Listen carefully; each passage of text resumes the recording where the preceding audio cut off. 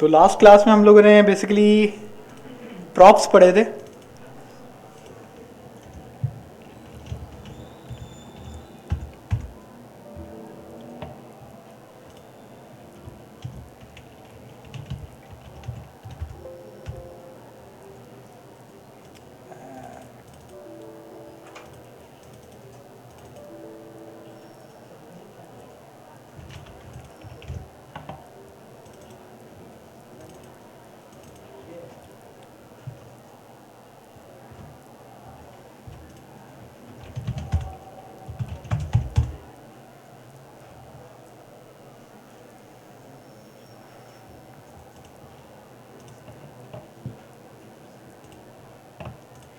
इतना तो अभी आपको ये बात समझ आ गई होगी कि हम सबसे पहले कौन सी कमांड चलाते हैं,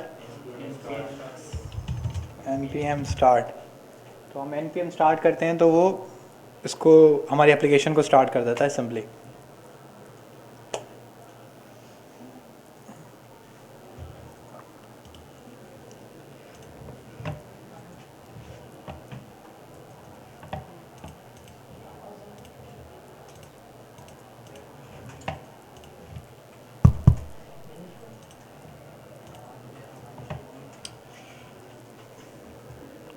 कल की वीडियो किसी ने चेक की थी? आवाज़ सही थी?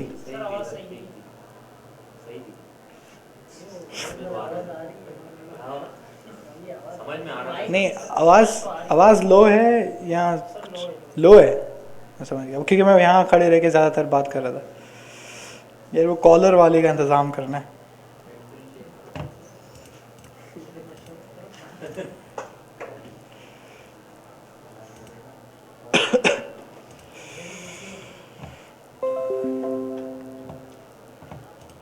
चले, हमारा डेवलपमेंट सर्वर स्टार्ट हो चुका है। अब इसने जानबूझ के एज में खोला है, लेकिन एज हम इस्तेमाल नहीं करते।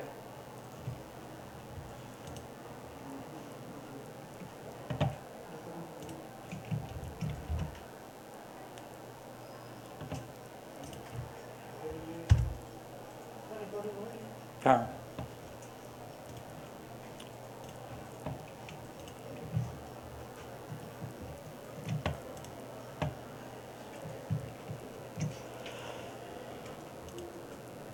कलर्स इन्होंने चेंज किए हैं, बिल्कुल ऐसा लग रहा है ब्लैक बोर्ड है, हालांकि यहाँ पे अलग दिख रहा है। चलो ठीक है, तो हमारी ऐप स्टार्ट हो चुकी है। तो थोड़ा सा रिकैप लेते हैं कि हमने कल क्या किया था। हमने सिंपली यहाँ पे और ज़्यादा कंपोनेंट बनाए थे, कुछ सिस्टर कंपोनेंट्स थे, कुछ उसके चाइल्ड के चाइल्ड भी थे, चाइल्ड भी था। सही है, तो हम क्या कर रहे थे, बस हम बहुत सारे कंपोनेंट बना रहे थे। हम चाह रहे थे कि हमारे बहुत ज़्यादा कंपोनेंट हो और इनहेरिटेड हो। इसका मतलब है कि एक पेरेंट है, दूसरा चाइल्ड है। और उसके बाद हमने क्या किया था कि एक पेरेंट से डेटा भेजा था किसकी तरफ, चाइल्ड की तरफ, जो कि हमें यहाँ पे दिख रहा है कि हमारे पास एक कंपोनेंट है, उसका नाम क्या है, बुक। और ये किस किस कंपोनेंट के अंदर है, ऐप में। दूसरी हमने एक बात पढ़ी थी, एक रूल समझा था कि फंक्शन के नीचे और रिटर्न के ऊपर ये जो एरिया होता है, ये किस चीज़ के लिए होता है, जावास्क्रिप्ट के लिए होता है। तो आप यहाँ पे लिख भी सकते हैं कि ये जावास्क्रिप्ट का एरिया है। दूसरा हमारे पास जो है रिटर्न, कंपोनेंट में रिटर्न लाजमी होता है, और इस रिटर्न के अंदर हम लोग क्या लिखते हैं, HTML। दूसरा हमने एक रूल पढ़ा था कि अगर आपकी HTML स्टार्ट हो जाए और वो कहीं भी हो जाए, इसका मतलब है कि अगर मैं यहाँ भी लिख देता हूँ const tag it is equals to div this is a new tag। अब मैंने देखें ये जावास्क्रिप्ट के रीजन में मैंने क्या स्टार्ट कर दिए, HTML। तो क्योंकि रिएक्ट है तो रिएक्ट में हर जगह HTML हो सकती है, उसकी कोई मना नहीं करता आपको, लेकिन उसका रूल क्या है कि अब अगर इधर मुझे फर्ज करें इस एक ही जगह पे मुझे लिखनी है जावास्क्रिप्ट, यहाँ पे कोई भी ये माई वैल्यू को मुझे शो कराना है, ठीक है। तो माई वैल्यू को मैं चाहता हूँ यहाँ पे मैं लिखना, तो ये एक वेरिएबल है, और वेरिएबल किस में होता है, जावास्क्रिप्ट। वेरिएबल एक जावास्क्रिप्ट की क्वालिटी है, एक वेरिएबल है। तो यहाँ पे क्योंकि ये HTML है तो हमने पढ़ा था कि इसमें हमें पहले क्या लगाना पड़ता है, कर्ली ब्रेसेस। अब मैं इस माई वैल्यू को लिख सकता हूँ। अब ये यहाँ पे माई वैल्यू लिखा हुआ नहीं आएगा, बल्कि क्या लिखा हुआ आएगा, हेलो लिखा हुआ आएगा। ठीक है। और मज़े की बात है कि ये जो टैग आपका वेरिएबल है, इसके अंदर आपने क्या सेव करा दिया है, पूरा एक HTML का टैग। ये क्वालिटी सिर्फ रिएक्ट के अंदर है कि रिएक्ट क्या करती है कि आपके जो वेरिएबल्स है उनमें क्या सेव करा सकती है, HTML। अब आप इसको यहाँ पे इस्तेमाल भी कर सकते हैं कि जैसे कि यहाँ पे हम कर लेते हैं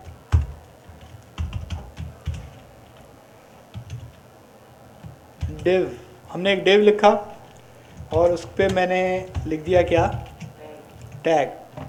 तो आप यहाँ पे ऊपर ऊपर लिखें this is a hello tag. ये हेलो आपको समझ आई कि हमने क्योंकि माई वैल्यू लिखा, और ये बाकी पूरी लाइन क्योंकि इस टैग के अंदर एक HTML का टैग सेव हुआ था, वो यहाँ पे रिप्लेस हो गया। ये बात समझ आ रही है। तो ये क्वालिटी जावा इस रिएक्ट की है कि हम लोग वेरिएबल्स में क्या सेव करा सकते हैं, HTML। उसके बाद हमने पढ़ा था प्रॉप्स हमने क्या पढ़ा था दोबारा, कि जिस तरीके से हम लोग जावास्क्रिप्ट के फंक्शन के अंदर एक वेरिएबल हम पास कर सकते हैं। वो वेरिएबल हम क्यों पास करते थे, कोई डेटा भेजने के लिए। हमें जावास्क्रिप्ट के फंक्शन में कोई डेटा भेजना है तो हम उसको कहाँ भेजते थे, पैरामीटर्स में। सबको याद है बात, पैरामीटर्स में जिस तरीके से डेटा भेजते थे वही काम हम सेम रिएक्ट में भी कर सकते हैं, लेकिन वो हम किसके थ्रू कर लेते हैं, एट्रीब्यूट के थ्रू। सही है। HTML एट्रीब्यूट को हम इस्तेमाल करते हैं। यहाँ पे हमने एट्रीब्यूट का क्या नाम रखा है, हेडिंग। अब जो आपके प्रॉप्स होते हैं, प्रॉप्स में ये इशू है कि वो हमेशा आपको एक ऑब्जेक्ट रिटर्न करता है। ये कल हमने देखा था। तो ये जो हेडिंग है ये उस ऑब्जेक्ट की क्या बन जाती है, एक की बन जाती है या एक प्रॉपर्टी बन जाती है, आप दोनों चीजें कह सकते हैं। ठीक है। और ये हमारी क्या बन गई, वैल्यू। अब जरा हम बुक पे आते हैं। तो ये हमारा बुक वाला कंपोनेंट है, बहुत सिंपल कंपोनेंट है, इसके अंदर कुछ है ही नहीं।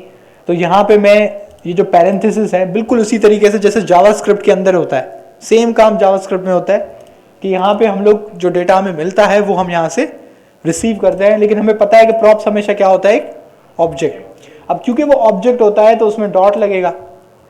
अब हम उस की का नाम लिखेंगे या उस प्रॉपर्टी का नाम लिखेंगे जो यहाँ पे एज ए एट्रीब्यूट हमें पास की गई है।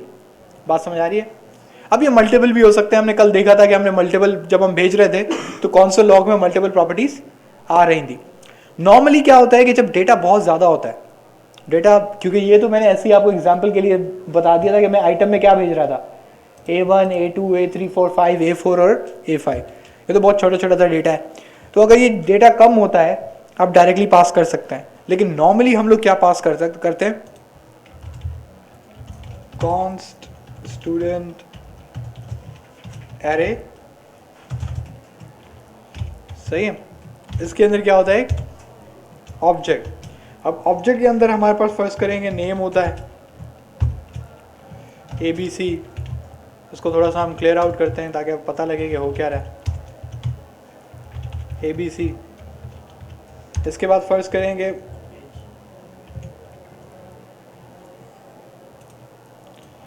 एज है, ID है। उसके बाद हम लोग ये कह सकते हैं ग्रेड है, एसेट्रा एंड एसेट्रा। बहुत ज़्यादा हमारे पास डेटा है। तो हम नॉर्मली एक एरे है और इस एरे के अंदर हमने क्या पास किया हुआ है, ऑब्जेक्ट। अब आप ये बात तो समझ गए होंगे, एक ऑब्जेक्ट नहीं हो सकता, मल्टीपल ऑब्जेक्ट हो सकते हैं, 10 हो सकते हैं, 100 हो सकते हैं, 50 हो सकते हैं। ये इस तरीके से भी आप डेटा पास करते हो। लेकिन उसके बाद अब आपके पास यहाँ पे क्या होता है, अब जैसे ये प्रॉप्स डॉट हेडिंग है प्रॉप्स डॉट हेडिंग में मुझे ये पूरा ऑब्जेक्ट मिलेगा। ये बात आप समझ रहे हैं, क्योंकि मैं डायरेक्टली यहाँ पे आइटम पास कर रहा हूँ। अब आइटम में मुझे क्या रिसीव होगा, ये पूरा ऑब्जेक्ट। अब क्योंकि ये पूरा ऑब्जेक्ट पास होगा और फर्ज करें यहाँ पे मुझे H1 में उसका नाम प्रिंट कराना है तो हेडिंग डॉट नेम करना पड़ेगा। ये बात आप समझ रहे हैं, क्योंकि हेडिंग में मुझे क्या रिसीव हो रहा है, पूरा ऑब्जेक्ट। तो उस ऑब्जेक्ट में से आपने यहाँ पे क्या प्रिंट कराना है उसकी जाहिर सी बात है आपको प्रॉपर्टी लिखनी पड़ती है। उसके बाद भी आप ये कर सकते हैं कि जैसे ये बुक है,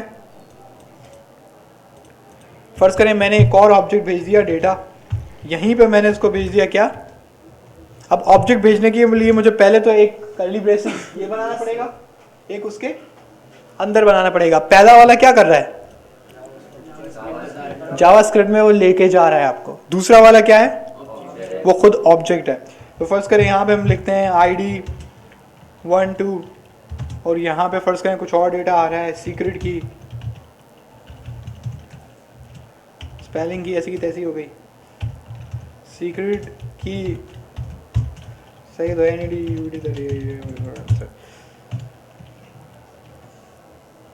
ठीक है। तो ये हमारे पास एक सीक्रेट की आ गई। इसी तरीके से आप बहुत ज़्यादा कुछ आप डेटा पास करें।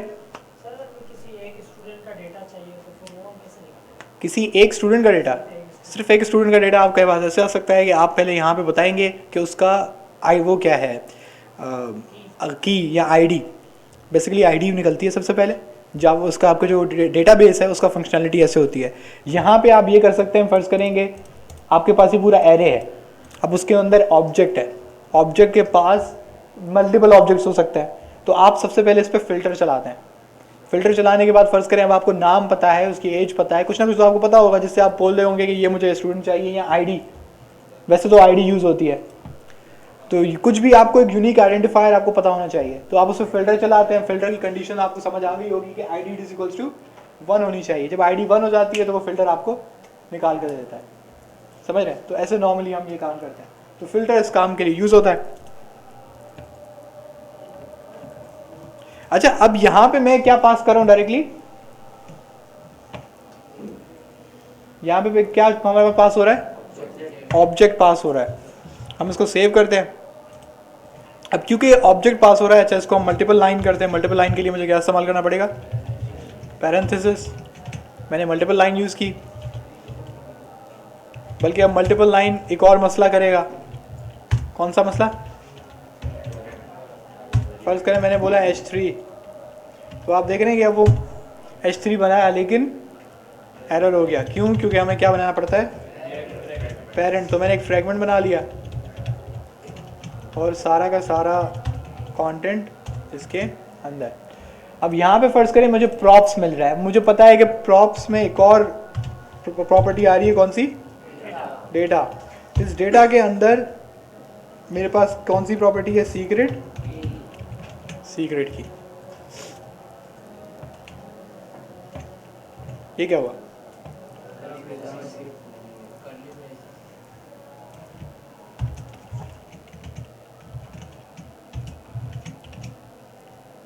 ये चीज़ देखी आपने। पहले उसने HTML समझी, जस्ट हमने क्या लगाया, ब्रैकेट्स लगाए, यानी कि उसको बताया कि ये क्या चीज़ है, जावास्क्रिप्ट। तो उसने वो डेटा हमारा प्रिंट कर दिया। बात समझ आ रही है? वैसे ये सिंपल एग्जांपल समझाने के लिए, सीक्रेट की, वरना कोई प्रिंट तो नहीं कराता है। बिल्कुल अजीब सी एग्जांपल है, खैर, लेकिन समझाने का मतलब ये है कि एक कंपोनेंट में बहुत सारे और कंपोनेंट हो सकते हैं, और आपके पेरेंट कंपोनेंट से अपने चाइल्ड कंपोनेंट में डेटा ट्रांसफ़र हो सकता है। ये बात आप समझ रहे हैं?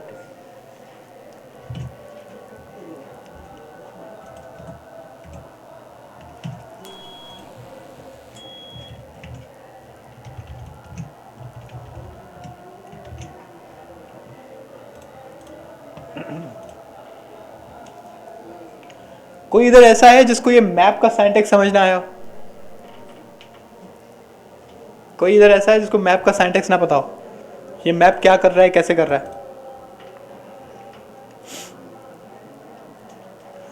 और कोई है?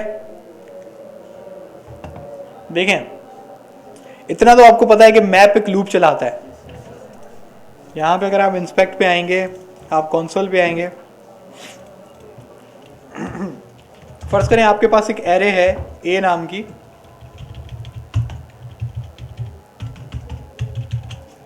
इस एरे में हमारे पास ए, बी, सी और डी।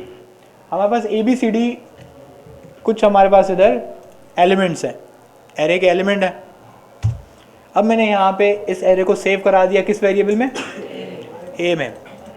अब मैं चाहता हूँ कि ये जो हर आपका एलिमेंट है, मुझे ये अपने पास चाहिए, उसके साथ मुझे कुछ भी करना है। सही है, मैं उसको प्रिंट करा सकता हूँ, मैं उसको कोई चेंजिंग कर सकता हूँ, बस मैं चाह रहा हूँ कि वो मुझे हर एलिमेंट क्या है चाहिए।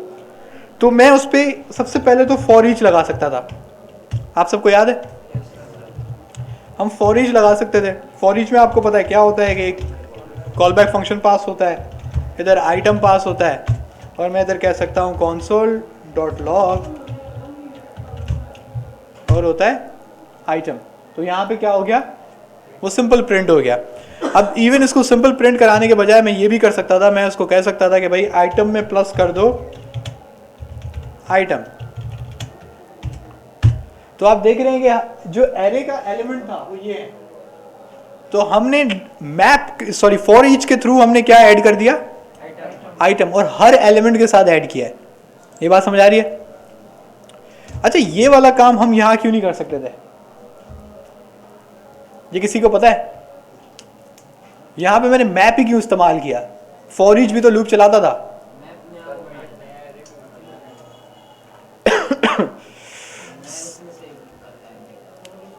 अच्छा, थोड़ा फर्क समझते हैं। अभी आपने इसका आउटपुट देखा, मुझे बताएं कि ये फॉर ईच जब चला तो इसका कहीं पे ये आउटपुट a_ आइटम ये कहीं पे सेव हुआ है? इसको जरा चेक कर लेते हैं, हम a में देखते हैं।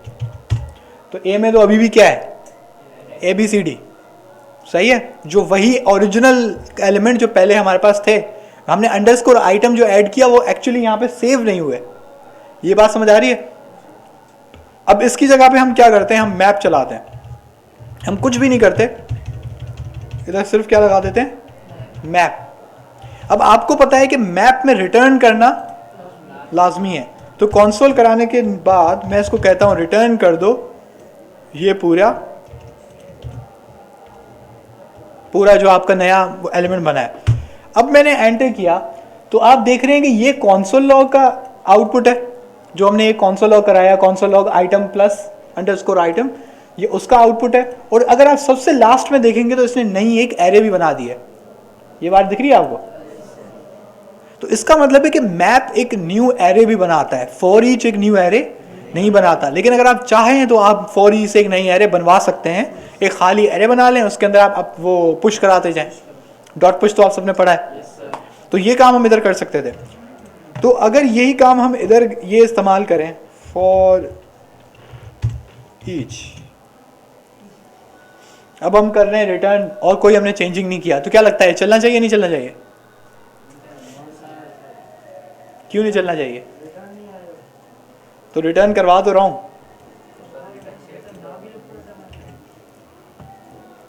तो हमारा नीचे जो जितने भी बुक वाले कंपोनेंट्स इधर प्रिंट होते थे वो सारे गायब हो गए। इसकी वजह बेसिकली क्या है, इसको हम थोड़ी देर क्या करते हैं, हटा देते हैं। ये आपकी जावास्क्रिप्ट है, राइट? इसमें हेलो दिस इज स्ट्रिंग, ये क्या आया, हेलो दिस इज स्ट्रिंग। इसका मतलब है कि HTML में अगर मैं लिखता हूं स्ट्रिंग तो वो यहां पे प्रिंट कराता है। ये दिख रहा है? अगर मैं यहां पे प्रिंट कराता हूं कोई नंबर, तो यहां पे नंबर दिखा रहा है। अगर हम लोग एक प्रिंट कराते हैं बूलियन ट्रू, तो ट्रू आया? नहीं आया। चलो ट्रू की जगह हम क्या करते हैं, फॉल्स। ये सबको समझ आ रहा है कि ये ट्रू और फॉल्स बेसिकली बूलियन है। ये बूलियन एक डेटा टाइप था, ट्रू एंड फॉल्स। तो फॉल्स भी नहीं आया, ट्रू भी नहीं आया, सिर्फ क्या दिखा था, स्ट्रिंग और नंबर। उसके बाद हम देते हैं एक एरे। एरे में हम इसको दे देते हैं, कौन सा वाला एरे देते हैं हम लोग, ए वाला एरे दे देते हैं।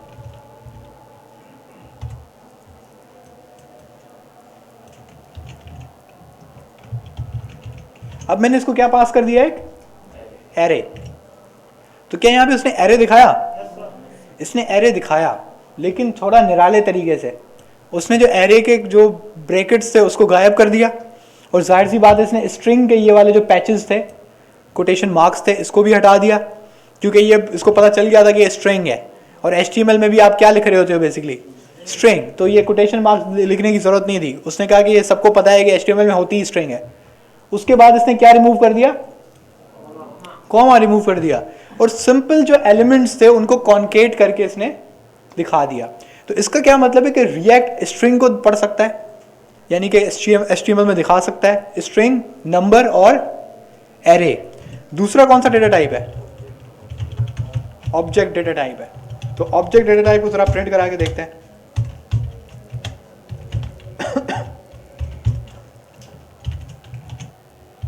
सही है, कुछ दिखा? बल्कि जो था वो भी उड़ गया। और यहां पे एक आपको जबरदस्त किस्म का एरर दिखा रहा है। और एरर क्या आ रहा है? Objects are not valid as React child. यानी कि वो आपको बता रहा है कि भाई ऑब्जेक्ट जो है वो एक वैलिड रिएक्ट ऑब्जेक्ट है ही नहीं। मतलब जो चीज़ें आप रिएक्ट में यूज़ कर सकते हैं, जिन ऑब्जेक्ट्स को रिएक्ट, बल्कि यहाँ पे दो ऑब्जेक्ट में यूज़ कर रहा हूँ, शायद आप कंफ्यूज हो जाए। एक अंग्रेजी वाला ऑब्जेक्ट है, एक object as a data type है। तो बेसिकली मैं क्या कहना चाह रहा हूँ कि जो रिएक्ट कंपोनेंट्स हैं, यानी कि रिएक्ट के जो एलिमेंट्स हैं, उसमें ऑब्जेक्ट की कोई चीज़ नहीं है। सही है, वो ऑब्जेक्ट को नहीं पहचानता। वो क्योंकि ऑब्जेक्ट को नहीं पहचानता तो वो उसको रीड नहीं कर पा रहा। सही है। अब बाकियों में क्या प्रॉब्लम हुई? जो बूलियन था वो है ट्रू या फॉल्स। तो उसने उसको कुछ दिखाया नहीं, लेकिन उसको पता था कि ट्रू एंड फॉल्स कोई चीज होती है, क्योंकि हमने यहां पे क्या पास किया है? जावास्क्रिप्ट के कर्ली ब्रेसेस। ठीक है, तो इससे हमें पता लगा कि स्ट्रिंग, नंबर और एरे, ये तीन चीजें हैं कि जो कि रिएक्ट दिखा सकता है। बात समझ आ रही है? तो यही वजह थी कि जब हमने एरे के ऊपर लूप चलाना था, जब हमें एक एरे के ऊपर, और एरे कौन सी है? स्टूडेंट्स। जब हमें एरे के ऊपर लूप चलाना था तो हमने क्या इस्तेमाल किया था? Dot map. क्योंकि मैप क्या रिटर्न करता है? एरे। जरा इसको सोचें कि basically var abc it is equals to, अगर हम ये यहां पे ऐसे लिखते हैं तो abc में क्या सेव होती है? न्यू एरे, जो कि एक नई एरे ये स्टूडेंट और डॉट मैप से बनता है। तो आप बेसिकली इसको किसी वेरिएबल में सेव नहीं कराते, बल्कि रिएक्ट को आप कहते हैं कि इसका जो भी आउटपुट एरे आए उसको डिव के अंदर प्रिंट करा दो। और उस एरे के अंदर आप क्या बेसिकली ला रहे हैं? उस एरे के अंदर एलिमेंट क्या है? ये चीज दिख रही है? किसको कुछ बात अभी समझ आएगी मैंने क्या बोला? ये जो नई एरे बनेगी इसके अंदर क्या होगा? मेरा सवाल ये।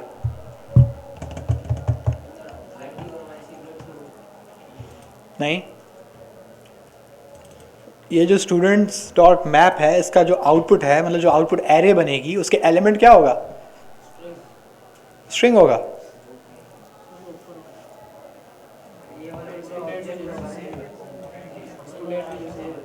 क्या? मेरा सवाल ये है, एक एरे है, वो कौन सी एरे? स्टूडेंट्स। ये एरे है, इसको जरा गौर से देखें, ये मेन एरे है। लेकिन जब उसको मैप चला रहे हैं तो ये मैप का कॉल बैक फंक्शन है। इस कॉल बैक फंक्शन में हम क्या रिटर्न करा रहे हैं? बुक का कंपोनेंट। उस बुक के कंपोनेंट में मैं क्या पास कर रहा हूं? आइटम। इस डेटा को उड़ा दें। तो थोड़ा सिंप्लीफाई करते हैं, शायद आपको ये तभी कंफ्यूजन हो रही है।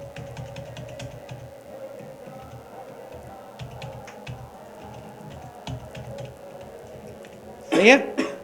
अब हमारे पास जो बुक का कंपोनेंट है, उसके जो हेडिंग की प्रॉपर्टी थी, जो कि उसका हमारा प्रॉप था, उसमें मैं क्या पास कर रहा हूं? आइटम। यानी कि ये बुक जो है, ये एलिमेंट नंबर 0, एक एरे के element number 0, element number 1, element number 2, element number 3 और एलिमेंट नंबर 4 पे आएगा। और हर एलिमेंट पे उसको क्या पास हो रहा होगा? A1, A2। ये कहां पास हो रहा है? ये हेडिंग को पास हो रहा है। ये बात समझ रहे हैं आप? तो बेसिकली इस बुक की जगह पे जो आपके इंडेक्स जो आपका बनता है, जो आपका एरे बनता है, उस पे ये चीज प्रिंट होती है जो इस रिटर्न के अंदर होती है। इसको थोड़ा समझने की आप कोशिश करें। मुझे पता है थोड़ा सा मुश्किल है, इसको आसान करते हैं। वो एरे बनाते हैं जो ये मैप चलने के बाद बनेगी। ये जब मैप चलेगा तो हम जरा देखते हैं कि क्या बनेगा। सही है, सर ये H1 प्रिंट होगा ना सारा, मतलब H1 आएगा। वही थोड़ा हम इसको ओपन करके देखते हैं कि बनेगा क्या। सबसे पहले तो एक एरे बनेगी, इसमें किसी को कन्फ्यूजन नहीं है, सही है। अब जब ये आपका मैप चल रहा है तो हम इसको क्या रिटर्न करवा रहे हैं, हम क्या रिटर्न करवा रहे हैं, बुक कंपोनेंट। तो वो इस तरीके से एरे के एलिमेंट नंबर 0 पे आ जाएगा, ये बात क्लियर है। लेकिन एक फर्क होगा, इधर आइटम नहीं आएगा बल्कि क्या प्रिंट होगा, A1। एग्जैक्टली यही चीज बनेगी। ये आपका एलिमेंट नंबर कौन सा है, 0। इसका इंडेक्स नंबर क्या है, 0। अब इंडेक्स नंबर 2 पे आते हैं। बस यहां पे A1 की जगह क्या आ जाएगा, A2। यहां पे क्या आएगा,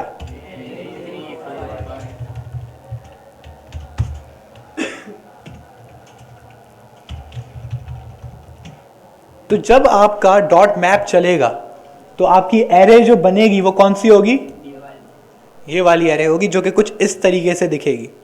बात समझ आ रही है।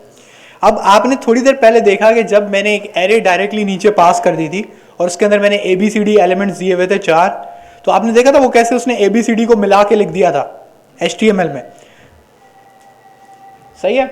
तो यहां पे भी क्या होता है कि आपने जैसे थोड़ी देर पहले देखा कि वो उसने इन दोनों ब्रैकेट को HTML में दिखाने के वक्त मिटा दिया था, इन कॉमास को मिटा दिया था, इन सारे कॉमास को मिटा दिया था। तो बेसिकली क्या लिखा हुआ आएगा HTML में, सबसे पहले ऊपर क्या आएगा, डिव। उस डिव के अंदर कितने बुक होंगे, 5। उनके बीच में कोई कॉमा नहीं होगा। तो ये बेसिकली एक HTML का स्ट्रक्चर नहीं बन गया। एक डिव है, उस डिव के अंदर कितने और बुक हैं, 5। तो ये एग्जैक्टली एक आपका HTML का कोड बन गया, ठीक है। लेकिन ये अभी मुकम्मल चीज नहीं है। जब वो एरे बनती है, यानी कि रिएक्ट जब उसको पढ़ने आ रहा है, तो जब कंपोनेंट को आप यहां पे कॉल करा रहे हैं, आप कंपोनेंट को कॉल करा रहे हैं ना, कंपोनेंट का नाम कौन सा है, बुक। तो वो बेसिकली कंपोनेंट का नाम नहीं लिखता है, वो देखता है कि इस कंपोनेंट के अंदर रिटर्न क्या हो रहा है। तो वो बेसिकली इस रिटर्न वाली चीज को उठा के लाता है और इसकी जगह पे पेस्ट कर देता है और देखता है कि जो आपने हेडिंग में पास किया था उसको कहीं पे इस्तेमाल किया है, तो मैंने उसको यहां पे इस्तेमाल किया है, तो यहां पे वो क्या लिख देगा, A1। ये बात समझ आई। इसी तरीके से इस बुक की जगह पे क्या लिखा हुआ आएगा, A2, और इसकी जगह पे A3 4 5।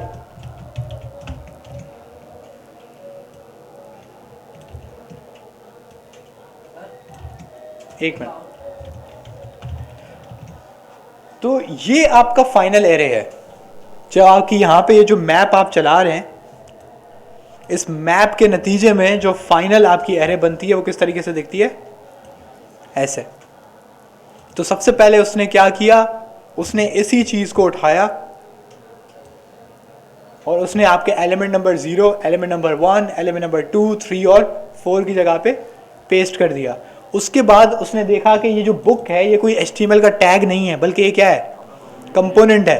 तो वो उस कंपोनेंट के अंदर गया और उसने देखा कि यहाँ पे रिटर्न क्या हो रहा है। जो चीज़ रिटर्न होती है वो उसकी जगह पे रिप्लेस कर देता है और फाइनल जो चीज़ बनती है वो कुछ ऐसी दिखती है। अब आप इसको थोड़ा गौर से देखें। आपको पता है कि जब हम कोई स्ट्रिंग जावास्क्रिप्ट में पास करते हैं तो वो सिंपल एक HTML स्ट्रिंग की तरह ही दिखाता है, कोई ज़्यादा फर्क नहीं होता। पहली चीज़ जब हमने ये चीज़ देखी कि अगर हम लोग डायरेक्टली कोई एरे पास करते हैं तो ये दोनों ब्रैकेट्स हटा देता है वो HTML में दिखाने के वक्त, ये कॉमा भी हटा देता है। तो आप देख रहे हैं कि सिंपल कैसा कोड बन रहा है। एक डिव है, डिव के अंदर कितने H1 है, 5। तो आपका जो आउटकम है वो बिल्कुल, यहाँ पे बेसिकली मैंने थोड़े कबाड़े कर दिए हैं।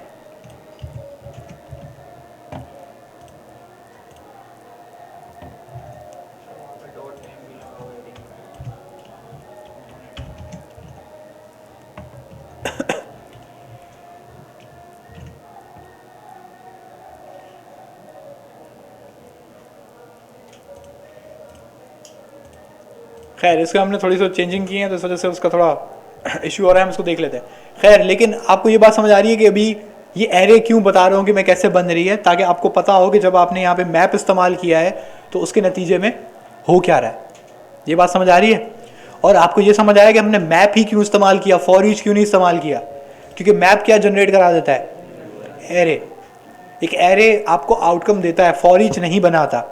इवन आप जब भी रिएक्ट के इस HTML के बीच में काम करेंगे, सही है, तो कोशिश करेंगे आप वही चीज़ यहाँ पे लिखें जिसका कुछ ना कुछ आउटकम हो, सही है, तो आपको ज़्यादा अच्छा समझ आएगा कि ये कुछ ना कुछ दिखाएगा। लेकिन मैप ज़्यादातर इस्तेमाल होता है। अगर किसी बच्चे को ये बात नहीं समझ आई है कि हमने मैप क्यों इस्तेमाल किया, वैसे मैं बता रहा हूँ कि मैप एक आउटपुट देता है एरे का, और एरे रिएक्ट समझता है, रिएक्ट एरे को दिखाता है। जैसे अभी हमने थोड़ी देर पहले खुद उसको एरे दे दी, उसने वो एरे दिखा दी। तो इस वजह से हम क्या इस्तेमाल करते हैं? मैप। और जिन बच्चों को नहीं पता कि मैप क्या होता है, तो मैप एक एरे मेथड है जो कि एक एरे के ऊपर चलता है और हर एरे के एलिमेंट के ऊपर लूप चला के पहुंचता है। ये बात आपको समझ आ रही है? सिंपल, ये ज़्यादा मुश्किल नहीं है, लेकिन शुरू में जाहिर सी बात है थोड़ा बहुत आपको प्रॉब्लम होती है। अच्छा, इसको थोड़ा चेंज करें। ये मैंने हटा दिया यहाँ से, मैं यहाँ पे आया, यार स्टूडेंट एरे को भी हटा देते हैं, सफाई करते हैं। मैंने स्टूडेंट डॉट मैप कहाँ चलाई है? ऐप में तो नीचे भी थी भाई, लेकिन ये किस रीजन में चलाई है? जावास्क्रिप्ट में। अब मैंने इसको जावास्क्रिप्ट में चलाया है तो लाजमी सी बात है मुझे इसको न्यू एरे एक नए वेरिएबल में सेव कराना पड़ेगा। अब सवाल ये उठता है कि इसको अब इधर कैसे लाए?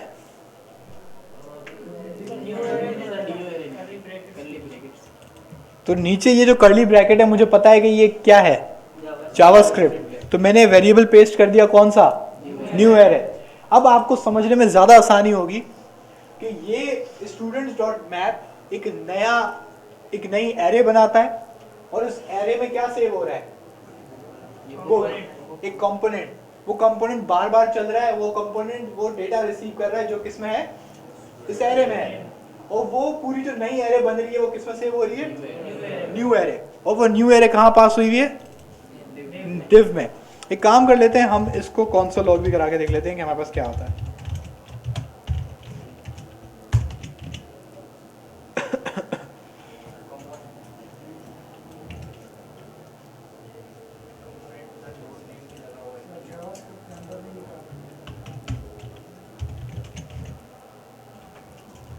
ठीक है। अच्छा, यहां पर एक हमारे पास एरर आ रहा है। एरर क्या आ रहा है? इसको जरा पढ़ें, अंग्रेजी पढ़ना सीखें। Each child in a list should have a unique की प्रॉप। प्रॉप्स आप सबने पढ़े, अभी पढ़ भी रहे हैं आप। प्रॉप्स आपको पता है कि वो कंपोनेंट में जो हम एट्रीब्यूट की तरह देखते हैं। अब ये कह रहा है कि each child in a list, ये कह रहा है कि जब भी आप चाइल्ड्स बनाओ, किसके थ्रू? लिस्ट के थ्रू, तो उसके हर आइटम के पास क्या होना चाहिए? की का प्रॉप होना चाहिए।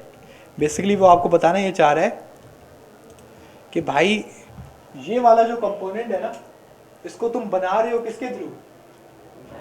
जो कि एक लूप है, सही है। वो कह रहे हैं आप एक लूप के थ्रू एक कंपोनेंट्स को बना रहे हो। तो क्योंकि आप एक लूप के थ्रू एक कंपोनेंट्स को बना रहे हो, तो वो कह रहा है कि हर कंपोनेंट जो आपका बन रहा है उसके पास एक यूनिक क्या होना चाहिए? एक की का प्रॉप होना चाहिए। तो आप सिंपली क्या करते हैं कि यहां पे पास कर देते हैं क्या? की का प्रॉप। अब इस की के प्रॉप में आइडियली आपको आईडी देनी होती है, सही है। अभी मेरे पास कोई आईडी नहीं है तो मैं सिंपली इसको क्या पास कर दूंगा? आइटम। मैं बोल दूंगा इसी को ही तुम क्या बना दो?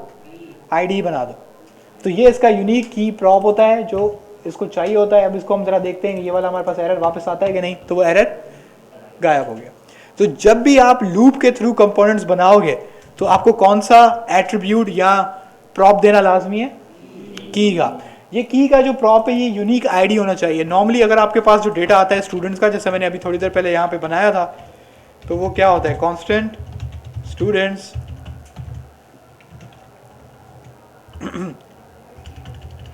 तो आपने देखा था कि मैंने एक ऑब्जेक्ट बनाया था। ऑब्जेक्ट में मैंने क्या पास किया था? नेम ABC, लेकिन उसके साथ मैंने एक और चीज़ लिखी थी, वो क्या थी? ID1। इसी तरीके से जो उसका दूसरा होगा उसके पास कौन सी ID होगी? 2, 3, 4, 5। तो वो यूनिक ID है, तो बेसिकली आप वो यहाँ पे पास करते हैं, जैसे कि यहाँ पे होगा आइटम डॉट ID। लेकिन अभी हम लोग क्योंकि बस प्रैक्टिस कर रहे हैं तो हमें इसकी देने की ज़रूरत नहीं है, ये इसको भी ID समझ लेता है। इसका इस वक्त क्या मतलब है कि A1 मैं यहाँ पे पास भी कर रहा हूँ और इसी A1 को मैंने क्या बनाई हुई है? की बनाई हुई है। अब जरा इसको यहाँ पे आते हैं, ये कौन-सा लॉ कहाँ से आया याद है? ये जो नई एरे बनी है किसके थ्रू? मैप के थ्रू, जिसके अंदर क्या था? कंपोनेंट। इसकी यहाँ पे इसने कौन सा लॉ कर दी और क्या बना दी? एक एरे। मुझे पता था एरे बनेगा, लेकिन इस एरे में देखिए क्या सेव हुआ है? React element. इसकी की क्या है? A1, A2, A3, 4, 5 जो भी हमने पास किया है। अब यहाँ पे इसको आप देखेंगे तो ये एक सिंपल रिएक्ट एलिमेंट है। तो ये बेसिकली अब रिएक्ट जो है, इसको जो आपका टैग है उसको किस तरीके से ट्रीट करता है? React element. तो ये आपका बेसिकली टैग ही है। कौन सा वाला टैग है ये? H1 था भाई। यहाँ पे देखें वो आपको बता रहा है कि टाइप कौन सा कंपोनेंट है? वो बुक कंपोनेंट है। बात समझ आ रही है? तो इस तरीके से आपके पास एरे बनती है। आई थिंक ये ज़्यादा इजी होता है एज कम्पेयर टू कि आप मैप कहाँ चलाओ, यहाँ चलाओ। अब यहाँ पे आपको थोड़ा क्लियर हो रहा है कि स्टूडेंट्स ये रहा, इसमें मैं क्या चला रहा हूँ? मैप, और नीचे आपका काम हो रहा है। ये बात आपको समझ आ रही है? किसी को कोई मसला है? अच्छा,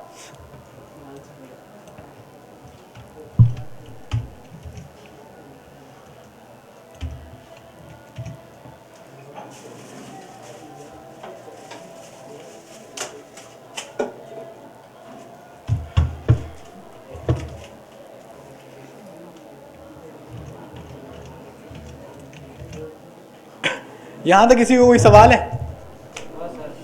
पक्की बात है? देखो पूछना है पूछ लो। कोई किसी को क्वेश्चन है? कहाँ पे आइटम? ये डॉट मैप जब चलता है तो वो एरे के हर एलिमेंट को उठा के इस फंक्शन को पास करता है। सही है? तो इसका मतलब है कि ये सबसे पहले तो ये फंक्शन मैप का कितनी दफ़ा चलेगा? 5 बार, क्योंकि इसके एलिमेंट कितने? 5। तो वो हर आइटरेशन में जब वो लूप चल रहा है तो लूप का पहला जो आइटरेशन होगा उसमें वो क्या उसको उठा के लाएगा? A1। और ये A1 किस में सेव होके आता है? आइटम। तो अब आप इस आइटम के साथ कुछ भी कर सकते हैं क्योंकि ये इसमें क्या पास हो रहा होता है? A1। सही है? डॉट मैप जिन बच्चों को थोड़ा बहुत मसला है वो यहाँ, तो मेरे ख्याल से मेरी भी वीडियो है उसमें मैप, फिल्टर, फॉर ईच तीनों है। यहाँ तो आप वो देख लें, वो ज़्यादा डिटेल्ड है, वो हमने जावास्क्रिप्ट में पढ़ी थी। यहाँ फिर आप गूगल पे कोई 5 मिनट की 10 मिनट की वीडियो देख लें। मैप बहुत सिंपल सा एक एरे फिल्टर है, लेकिन उसका मैंने जब मैं जावास्क्रिप्ट में उसको पढ़ा रहा था तो मैंने बार बार कहा था इसको प्रैक्टिस कर लो, इसको प्रैक्टिस कर लो, क्योंकि ये सबसे ज़्यादा कहाँ इस्तेमाल होती है? रिएक्ट। अब आप देख रहे हैं फॉर ईच नहीं इस्तेमाल हो रहा, कौन सा इस्तेमाल हो रहा है? मैप। मज़े की बात है कि मैं इसको ज़बरदस्ती यहाँ पे फॉर ईच इस्तेमाल करवा सकता हूँ, सही है, लेकिन वो लाइंस बढ़ जाती हैं, वो बढ़ाने का फ़ायदा नहीं है। आप यहाँ पे काम सिंपल कर सकते हैं। अच्छा एक काम करते हैं, ये एक फंक्शन है लेकिन ये क्या है? कंपोनेंट। तो हम लोग यहाँ पे फंक्शंस बना सकते हैं कि नहीं? जैसे कि मैं हम फंक्शन बनाता हूँ,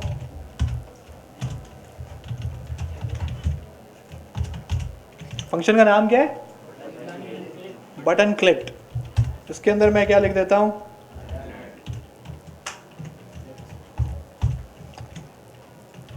ठीक है, मैंने एक सिंपल फंक्शन बनाया और फंक्शन में क्या सेव करा दिया? क्लिक्ड। अब मैं क्या करता हूँ, इस बटन को मैं इधर एग्जीक्यूट करा देता हूँ। ये बात समझ आई? ये बिल्कुल समझ भी नहीं आई होगी। अब समझ आई? तो यहाँ पे मैं इस फंक्शन को बना रहा हूँ और यहाँ पे उसको क्या कर रहा हूँ? कॉल कर रहा हूँ, सिंपल। अब ज़रा देखते हैं यहाँ पे क्या हुआ। तो उसने एक अलर्ट चला दिया है, अलर्ट में कुछ भी नहीं लिखा है, वैसे दिखना चाहिए था वो, मैं समझ गया क्यों हुआ है। इसको दोबारा चलाते हैं तो इसने मुझे क्या दिखाया, क्लिक, लेकिन आप पीछे देख रहे हैं कि कुछ भी प्रिंट नहीं हुआ है। उसकी वजह समझ आ रही है? क्योंकि जब वो यहाँ पे पहुंचा, लाइन नंबर कौन सी है, 20, तो ये वाला फंक्शन कॉल हुआ, कौन सा, बटन क्लिक।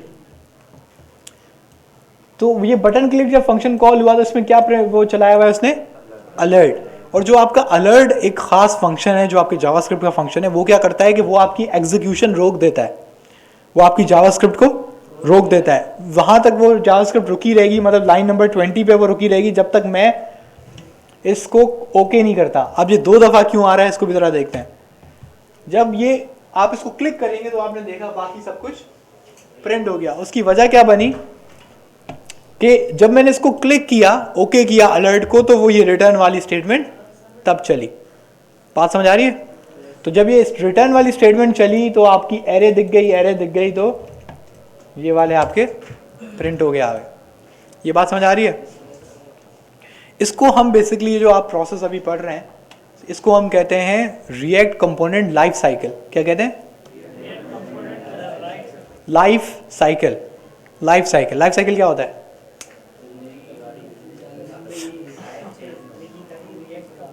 मतलब कि जैसे हमारा जिंदगी का साइकिल है कि सबसे पहले बच्चा है, फिर बड़ा होता है, सबसे पहले बूढ़ा होता है, फिर उसके बाद मर जाता है। तो बड़ा होता है, आ गया ना। तो बहुत शॉर्ट में हमने बता दिया कि भाई कैसे एक इंक्रीमेंट आता है और उसके बाद डिक्रीमेंट आता है। वैसे इसको ना ये एक नेचुरल फेनोमेना है, इसको हम लोग बेल कर्व कहते हैं। कि जितने भी आपके नेचुरल फेनोमेना है, मतलब कि जो भी नेचुरल चीज़ें होती हैं उनका हमेशा जो एक ग्राफ बनता है वो बेसिकली एक बेल कर्व आता है कि सबसे पहले एक इंक्रीमेंट होती है, फिर उसके बाद डिक्रीमेंट होती है। सही है? तो इसके मेरे पास बहुत एग्जांपल्स हैं लेकिन छोड़ें। तो बेल कर्व जो है बेसिकली कुछ इधर भी फॉलो होता है। वो कैसे कि रिएक्ट कंपोनेंट्स के भी कुछ लाइफ साइकिल हैं, कैसे आप काम करता है। अगर आप इधर गूगल पे आएंगे तो आपको तस्वीरें बड़ी अच्छी अच्छी मिल जाएंगी। तो यहाँ पे अगर आप लिखें रिएक्ट कंपोनेंट लाइफ साइकिल, उसने पहले ही पढ़ लिया, शायद हमारी आवाज़ सुन रहा है वो। सही है? तो यहाँ पे उसने बहुत खूबसूरत सा एक ग्राफ बनाया हुआ है। सबसे पहले क्या है? इनिशियलाइजेशन। उसके बाद क्या है? माउंटिंग। फिर क्या है? अपडेशन। क्या है? अपडेशन। उसके बाद क्या है? अनमाउंटिंग। इसको याद रखिएगा, ये इंटरव्यू में बड़ा पॉपुलर क्वेश्चन है, आपसे बार बार पूछा जाता है।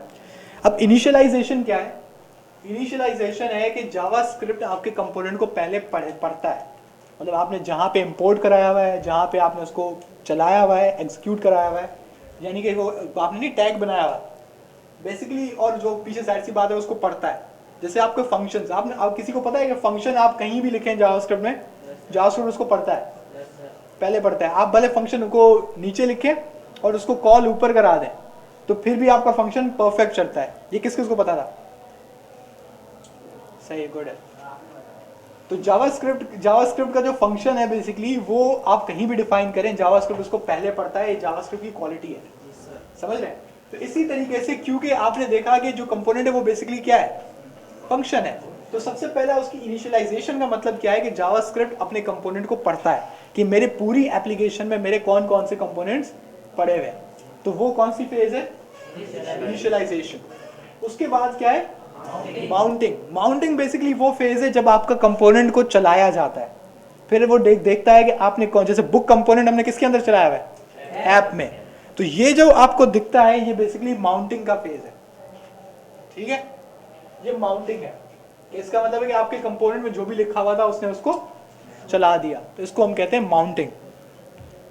उसके बाद कौन सी फेज है? अपडेशन। रियल टाइम अपडेट आपने अभी तक नहीं देखा है, वो थोड़ी देर में हो सकता है आपको वो दिख जाए। अपडेशन का मतलब है कि डेटा में पीछे से चेंज हुआ और आपका कंपोनेंट चेंज हो गया। वो फेज कौन सा है? अपडेशन। अब किसी भी वजह से आपने एक कंपोनेंट को डिस्ट्रॉय किया, आप बोल रहे थे कि ये कंपोनेंट अब मुझे नहीं चाहिए, तो जब वो आपका जो रिएक्ट है उसको खत्म कर देता है, तो उसको हम कौन सी फेज कहते हैं? अनमाउंटिंग। कि अब हमें उसकी जरूरत नहीं है। ये वैसे अगर आप इसको थोड़ा एग्जांपल देखें तो ये राउटिंग में होता है कि आप होम पेज पे खड़े हुए हैं तो होम पेज के जितने भी कंपोनेंट्स हैं वो आपको दिखते हैं। अब आप फर्ज करें अबाउट के पेज पे चले गए तो आपको होम के कंपोनेंट तो नहीं दिखेंगे ना, तो वो बेसिकली होम के कंपोनेंट क्या हो गए, अनमाउंट हो गए, और जो आपके अबाउट के जो कंपोनेंट्स थे वो क्या हो गए, माउंट हो गए। इस तरीके से बेसिकली ये इसका लाइफ साइकिल होता है, इनिशियलाइजेशन, माउंटिंग, अपडेशन और अनमाउंटिंग। तो ये इसको थोड़ा दिमाग में रखिएगा, ये आपको टेक्निकल जो है आगे थोड़ी नॉलेज इसकी पक्की करेगा। क्योंकि देखें प्रोग्रामर दो तरह का होते हैं, एक प्रोग्रामर होता है जिसको सिर्फ लिखना आता है, दूसरा प्रोग्रामर होता है जिसको सोचना भी आता है।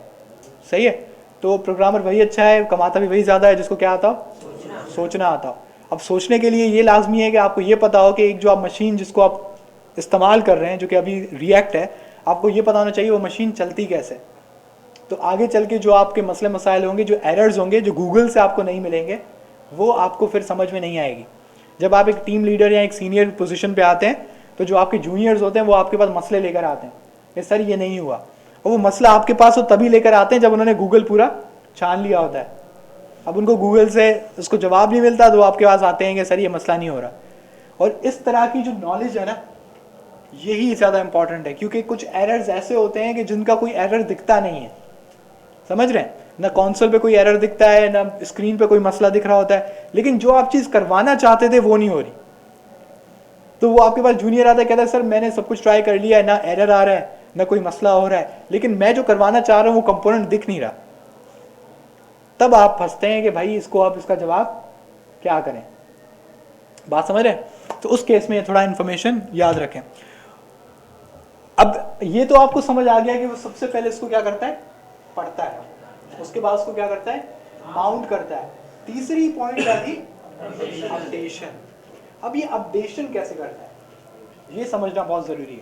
अपडेशन का क्या मतलब है कि यहां पे फर्ज करें A5 है,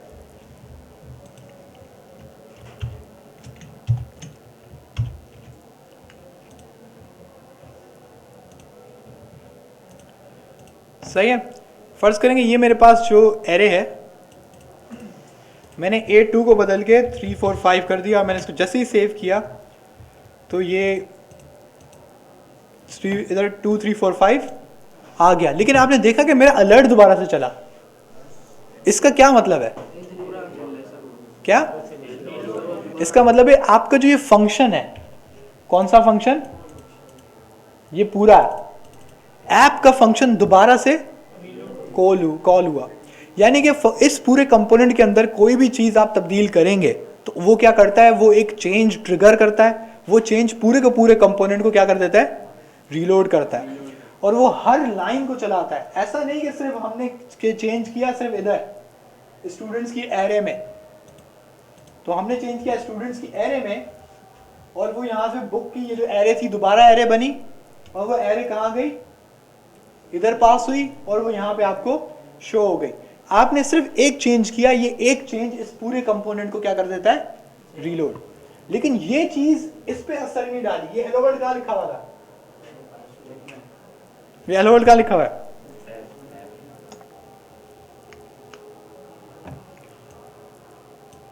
वैसे टेक्निकल फॉल्ट है, ये नहीं बोलना चाहिए था कि ये हेलो वर्ल्ड।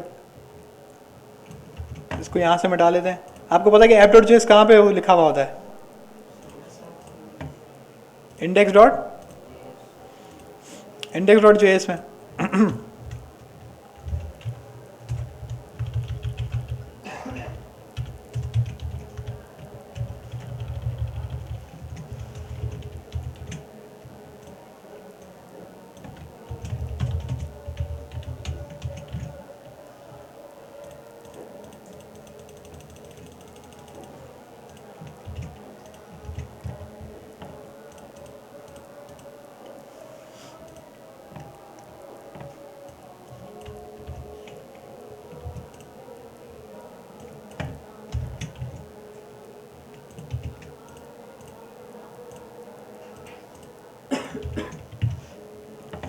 मसला ये हो गया था कि हमारा लूप वो पूरा वो जो कंपोनेंट है वो दोबारा से बार बार रिलोड हुआ, तो वो कह रहा था बार बार उसको क्लिक करते रहो।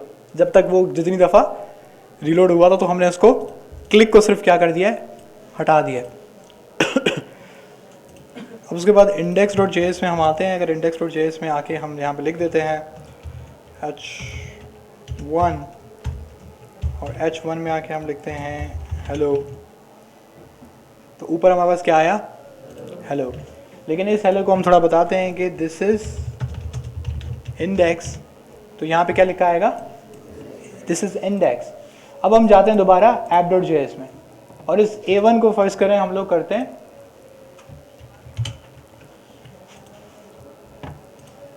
इस a1 को मैं कर देता हूँ a3, तो यहाँ पे क्या हो गया a3।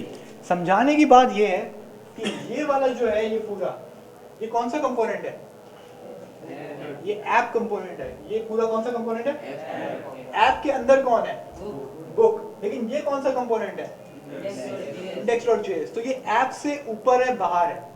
तो जब आपने तब्दीली की किसके अंदर, तो सिर्फ ऐप का कंपोनेंट क्या होता है, रीलोड होता है, इससे कोई भी फर्क नहीं पड़ता। लेकिन आपने अगर ऐप को रीलोड करवाया तो ऐप के अंदर कौन है, बुक। तो जब ऐप रीलोड होता है तो जो ऐप का चाइल्ड है वो भी रीलोड हो जाता है। तो इसका क्या मतलब है कि आप जो कंपोनेंट्स बनाते हैं वो किस तरीके से बना रहे हैं, ये बहुत ज़रूरी है। बात समझ रहे हैं। अगर आपने बहुत सारा काम एक ही कंपोनेंट के अंदर भर दिया है तो इसका नुकसान समझें क्या है कि उस कंपोनेंट में फर्ज करें एक चीज़ तब्दील हो रही है तो पूरा का पूरा कंपोनेंट रीलोड हो जाएगा। बात समझ रहे हैं आप। अगर आप, इसीलिए हम कोशिश कहते हैं कि छोटी से छोटी चीज़ को भी कंपोनेंट्स में ब्रेक करते जाओ। उससे होता क्या है कि एक फर्ज करें एक छोटा सा आपका वो नोटिफिकेशन का बटन है, ये बहुत अच्छी एग्जांपल है कि नोटिफिकेशन का ऊपर बटन होता है, जब आपके पास एक नोटिफिकेशन आता है उस पर 1 लिखा हुआ आ जाता है रेड पे, ठीक है। अब सोचे एक बंदा है, दो बंदों ने रिएक्ट की ऐप बनाई है, एक बंदे ने सिर्फ नेविगेशन का एक पूरा कंपोनेंट बना दिया और सारा का सारा नेविगेशन उसी एक कंपोनेंट के अंदर बना दिया। अब उसका काम करेगा, उसका जो कोड है वो चलेगा, उसका नेविगेशन बाहर दिखेगा, आप देख के बोलोगे परफेक्ट है। अब लेकिन दूसरा उसके बराबर में बच्चा है, उसने वो नेविगेशन का एक पहले एक बड़ा कंपोनेंट बनाया, एक पेरेंट कंपोनेंट बनाया, फिर उसके बाद उसके अंदर चाइल्ड कंपोनेंट बनाया, लोगों के वो जो लिंक्स होती हैं उसके, और वो जो एक पूरा नोटिफिकेशन का बटन है उसका। अब आपने जो डेटा पास किया कि भाई इसमें 1 करना है, वो आप डायरेक्टली किसको पास करोगे, उस नोटिफिकेशन वाले आइकन को, उसके कंपोनेंट को।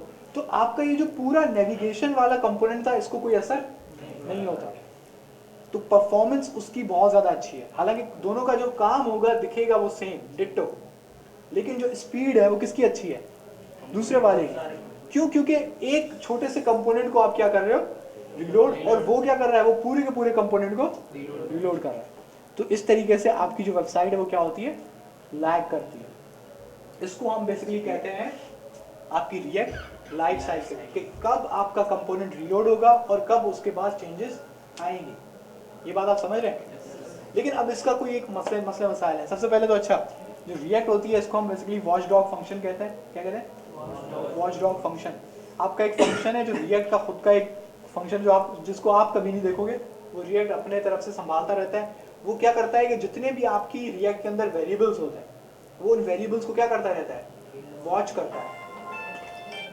रिएक्ट को वो वेरिएबल्स को वो वॉच करता है। किसी भी वेरिएबल में कोई चेंज आता है तो उस कंपोनेंट को वो क्या ट्रिगर करता है, रीलोड ट्रिगर करता है। इसी तरीके से जैसे ये हमने स्टूडेंट्स की एरे थी, इसमें हम एक भी हम चेंज कर रहे हैं तो कोई एक फंक्शन है रिएक्ट का जो क्या कर रहा है, इस पूरे के पूरे ऐप के फंक्शन को इसको रीलोड करा दे रहा है। उसको हम क्या कहते हैं, वॉचडॉग।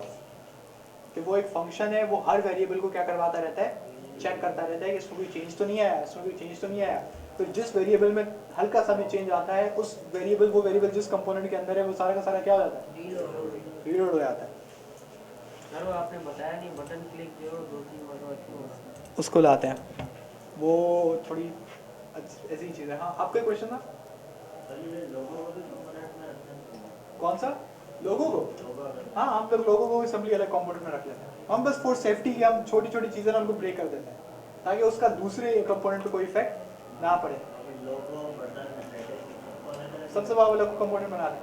उससे क्या आपका फ़ायदा क्या होता है कि आप हर कंपोनेंट को एक अलग CSS भी दे सकते हैं, तो आपका CSS मैनेजमेंट भी बहुत ईजी हो जाती है।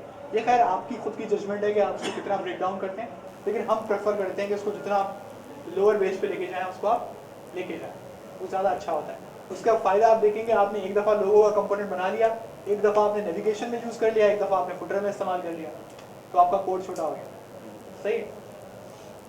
अच्छा, ये जो कंपोनेंट रीलोड होने वाली लॉजिक है, ये वैसे तो बहुत अच्छी है कि कोई भी चेंज होता है वो खुद ब खुद उसको पकड़ता है, सारे कंपोनेंट को रीलोड करता है, हमारा डेटा चेंज हो जाता है। ये वैसे तो सुनने में बहुत अच्छा है, काम भी बहुत अच्छा करता है, लेकिन इसका एक छोटा सा मसला है। अब इसका मसला क्या है, फ़र्ज़ करें कि आपने यहाँ पे एक वेरिएबल लिखा हुआ था स्टूडेंट ग्रेड, फ़र्ज़ करें ये अभी क्या है 81। अब ये नीचे जाके कहीं ना कहीं कंपोनेंट में या किधर भी आपके जो स्टूडेंट ग्रेड है, क्या आपका जो स्टूडेंट ग्रेड है वो क्या हो गया 55। मतलब ये आपने चेंज किया। मैं आपको एग्जांपल दे रहा हूँ कि आपका यूज़र चेंज कर सकता है ना, अगर हम लोग उसको भी बटन दें, उसको कोई हम लोग इनपुट बॉक्स दें, वो चेंज कर सकता है डेटा को। तो अगर हम लोग यूज़र को ये क्वालिटी दे रहे हैं कि भाई आप अपने स्टूडेंट ग्रेड अपने हिसाब से इंसर्ट करो, तो जब जावास्क्रिप्ट में कोई भी चीज़ इंसर्ट होती है तो वो क्या करेगा, वो स्टूडेंट ग्रेड का वेरिएबल को सेट कर देगा, वो जो नई वैल्यू आई है उस पर। लेकिन इससे एक मसला होगा। मसला क्या होगा, जैसे ही स्टूडेंट ग्रेड का वेरिएबल चेंज होगा तो वॉचडॉग का फंक्शन हरकत में आएगा। वो कहेगा मेरा कोई ना कोई वेरिएबल चेंज हुआ। जब वेरिएबल चेंज हुआ तो वो क्या करता है, उसको रीलोड करता है। जब इसने इसको रीलोड किया तो वो लाइन नंबर 7 दोबारा चल जाएगी, और लाइन नंबर 7 में स्टूडेंट ग्रेड दोबारा क्या सेट हो जाएगा 81। मसला समझ आया कि नीचे आप इसको जितनी भी वैल्यू चेंज करेंगे वहां पे उसको कंपोनेंट रीलोड होगा, वो पुरानी वैल्यू दोबारा से सेट कर देगा। तो आप लगे रहेंगे कि मेरी वैल्यू चेंज हो जाए, लेकिन वो वैल्यू चेंज नहीं होती। आके दोबारा तो उसको वही कर सकते हैं ना 55। जैसे अगर रीलोड होता है तो स्टार्ट से पड़ेगा। इसको जरा आप समझे, आपके यूजर ने सारा फॉर्म लिखा, सही है, ऊपर से नीचे तक वो लिखता गया। नीचे एक फॉर्म बटन था सबमिट का, उसने वो बटन सबमिट का प्रेस किया जैसे ही, ठीक है। वैसे नॉर्मली क्या होता है कि हम लोग तब तक उसको वैल्यू को चेंज नहीं करते इनपुट को जब तक हमारे पास सर्वर से रिस्पॉन्स नहीं आता। ये आपने नोट किया है कि आपका जो फॉर्म है तब तक वो एम्प्टी नहीं होता जब तक आपका नोटिफिकेशन नहीं आता कि आपका फॉर्म सबमिट हो गया है या नहीं हुआ। अगर नहीं हुआ होता तो वो उस जगह पे जाके वो रेड कर देता है कि भाई ये इन्फॉर्मेशन गलत है, लेकिन आपका सारा जो फॉर्म है वो खाली नहीं होता, सही है। अब आप इसको जरा समझें कि आपने किया क्या, आपने पूरे फॉर्म आपके अपने यूजर से भरवाया, वो बेचारे ने कोई 1 घंटा लगा के एक एक फील्ड भरी, नीचे उसने जैसे ही सबमिट किया, तो सबमिट का मतलब क्या है कि आप उस सारे डेटा को किसी न किसी वेरिएबल में सेव कराओगे। अब वो वेरिएबल जिसमें भी आप सेव कराओगे तो वो आपका जो वॉचडॉग फंक्शन है वो बोलेगा कोई ना कोई वेरिएबल बदला।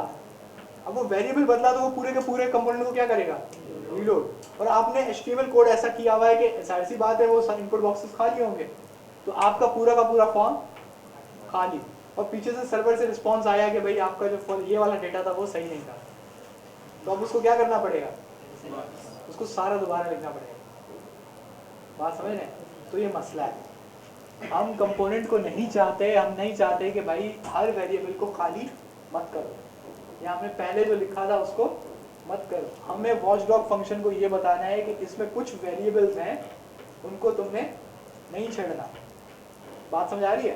तुम कंपोनेंट को रीलोड, यही तो सवाल है, कंपोनेंट को आप रीलोड करो, कंपोनेंट को रीलोड करो, वो तुम्हारा काम है, तुम करो।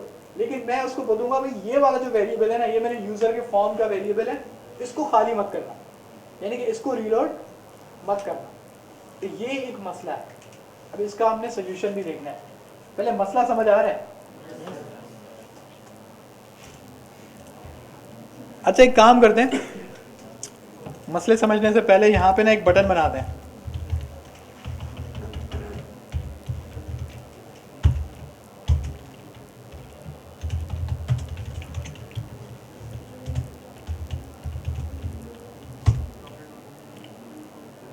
किसी ने पहले ये एट्रीब्यूट इस्तेमाल किया है? ऑन क्लिक, बहुत सिंपल से जावास्क्रिप्ट में भी होता है। जावास्क्रिप्ट में आई थिंक फर्क ये होता है कि सी छोटा होता है, इधर सी कैपिटल होता है। किसी ने नोट किया है? किया है कभी? जो जावास्क्रिप्ट में यूज करते हैं उसमें कैसा होता है? छोटा होता है। चेक करिए, जो जावास्क्रिप्ट नॉर्मल है उसमें सी छोटा होता है,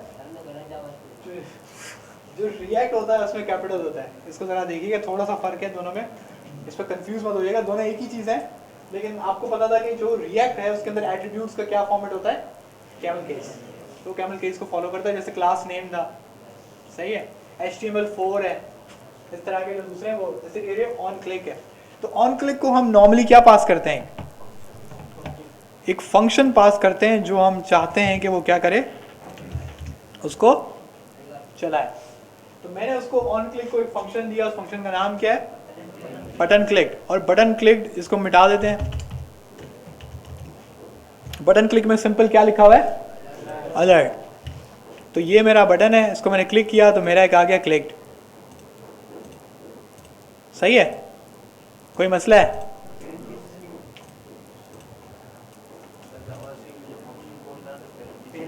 हाँ सही है, वो तो थोड़ा सा चेंज है। जिन बच्चों को जावास्क्रिप्ट सही से नहीं आती वो यही पढ़ लें। अच्छा, यहाँ पे एक बंदे ने एक चीज़ पॉइंट आउट की है कि जब हम लोग नॉर्मल जावास्क्रिप्ट में ऑन क्लिक इस्तेमाल करते थे और उसको हम कोई फंक्शन चलाने को कहते थे तो फंक्शन के साथ क्या लगाते थे, पैरेंथेसिस लाजमी लगाते थे। सही है, लेकिन यहाँ पे मैंने पैरेंथेसिस नहीं लगाया। उसकी वजह क्या है कि अगर आप नोट करें तो जावास्क्रिप्ट में जब हम लोग ऑन क्लिक इस्तेमाल करते थे तो ये ब्रैकेट्स नहीं होते थे, बल्कि इसकी जगह पे क्या होता था, कुछ ऐसे लिखते थे, याद है ये? तो कोटेशन मार्क्स किसको जाहिर करते हैं, स्ट्रिंग को, स्ट्रिंग को। और स्ट्रिंग में आप जो भी लिखें जावास्क्रिप्ट को असर नहीं होता। लेकिन जब आप उसको बता रहे हैं कि ये क्या है, ऑन क्लिक है, तो ऑन क्लिक का जो नेटिव जावास्क्रिप्ट का फंक्शन है वो समझ जाता है कि जो आपने स्ट्रिंग पास की है वो बेसिकली क्या है, फंक्शन है, तो वो उसको वो चला देता है। लेकिन आप रिएक्ट में देखेंगे, रिएक्ट में हम इसको कैसे पास कर रहे हैं, रिएक्ट में उसको कैसे पास कर रहे हैं, वैल्यू बेसिस। अब जरा आप सोचें कि अगर मैं इधर लगा देता हूँ पैरेंथेसिस, तो ये जावास्क्रिप्ट है और जावास्क्रिप्ट के अंदर आप फंक्शन का नाम के आगे पैरेंथेसिस लगा दें तो क्या होता है, फंक्शन कॉल हो जाता है। तो इसका मतलब है कि लाइन नंबर 27 जैसे ही चलेगी वो बटन तो बनाएगा HTML के थ्रू, लेकिन वो डायरेक्टली इस बटन क्लिक को भी चला देगा। वो इस बटन को प्रेस करने का वेट ही नहीं करेगा। क्यों? क्योंकि वो बोलेगा भाई आपने जावास्क्रिप्ट लिखी है, जावास्क्रिप्ट के अंदर आपने फंक्शन को एग्जीक्यूट करा दिया है, वो तो अपना काम कर देगा। तो हम लोग रिएक्ट के अंदर इसको ये पैरेंथेसिस नहीं देते, हम इस बटन को ये पावर देते हैं कि जब भी ये बटन क्लिक हो तो इसके आगे क्या लगा दो, पैरेंथेसिस लगा दो। जब वो पैरेंथेसिस लगा देगा तो वो चल जाएगा।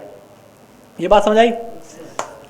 तो इसको हम क्लिक कर रहे हैं और ये हो रहा है। अच्छा, यहाँ पे एक काफ़ी देर से पिछली क्लास से कुछ बच्चे नोट कर रहे हैं कि हम जो भी काम कर रहे हैं वो 2 दफ़ा करता है। आप कॉन्सोल करें वो 2 दफ़ा कॉन्सोल करता है। मैंने अलर्ट पहले ऊपर इधर लिखा था, इधर मैंने फंक्शन कॉल कराया था अलर्ट वाला, तो वो 2 दफ़ा अलर्ट चला। तो बेसिकली उसकी वजह index.js में। जब आप index.js में आते हैं और आपने ये ऐप बनाई थी क्रिएट रिएक्ट ऐप से, तो आप देखते हैं कि ये एक लाइन लगी हुई होती है। ये क्या है, react.strict mood।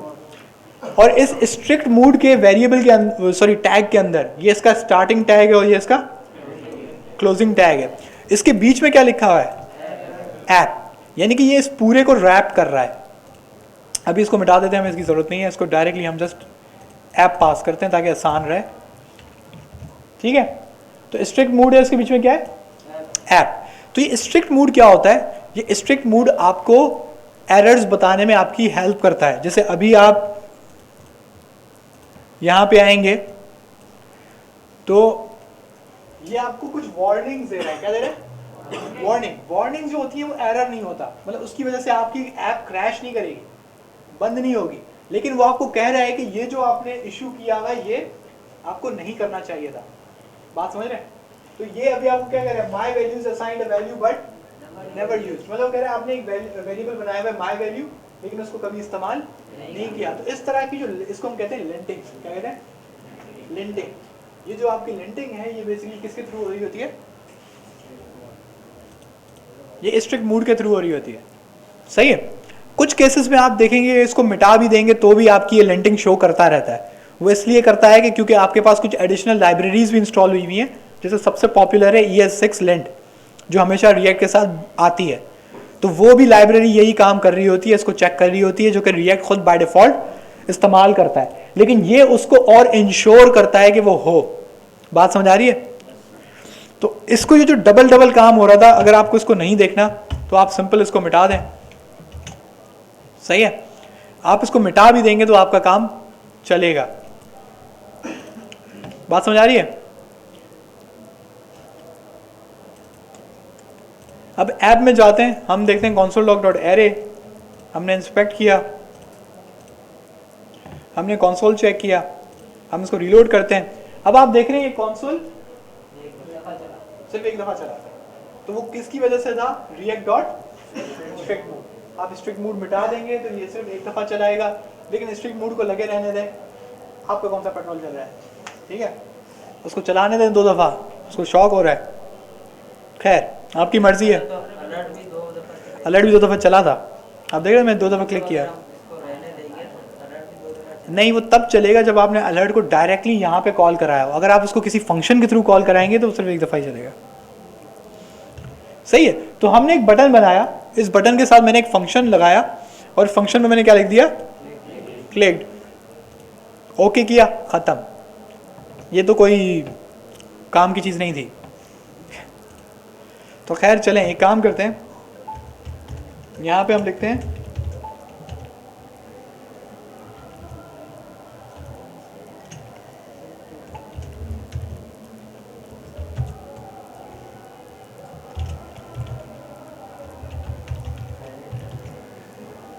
हमने एक लफ्ज लिखा है क्या?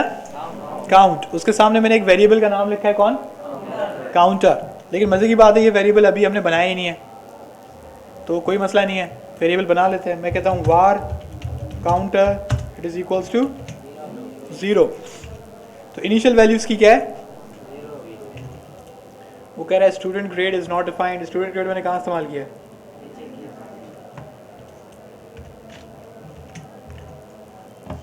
तो यहाँ पे काउंट क्या आ गया? 0। लेकिन यहाँ पे हम एक डिफाइन कर लेते हैं br।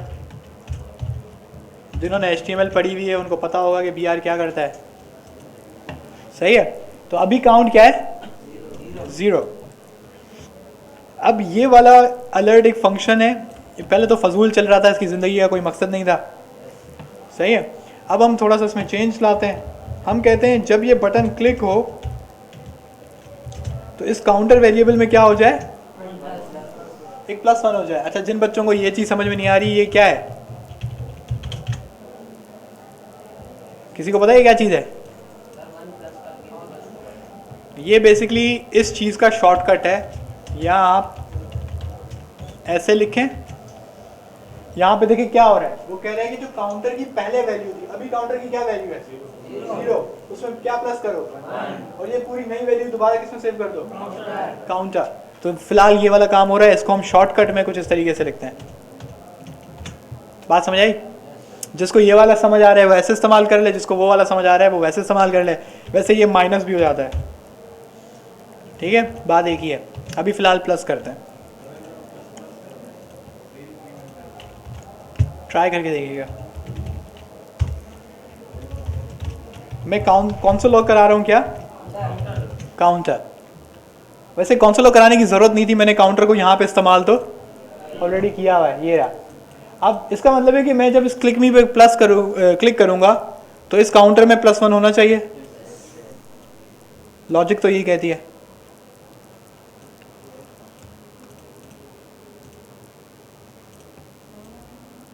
सही है, लेकिन काउंट क्या हुआ? 0। लेकिन यहाँ पे वो क्या दिखा रहा है? लेकिन काउंटर की वैल्यू में मतलब +1 हुआ, लेकिन वो यहाँ पे क्यों नहीं दिखाया? हम दोबारा से करके देखते हैं, शायद गलती हो गई हो। मैंने फिर प्लस किया, अब फिर कौन सा लॉग क्या आया? 2। लेकिन यहाँ पे दोबारा क्या आया? किसी को समझ आ रहा है अब क्या हो रहा है?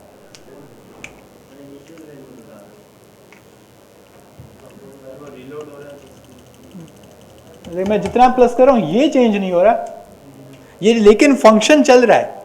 मुझे कैसे पता लग रहा है फंक्शन चल रहा है? क्योंकि यहाँ पे +1 हो रहा है।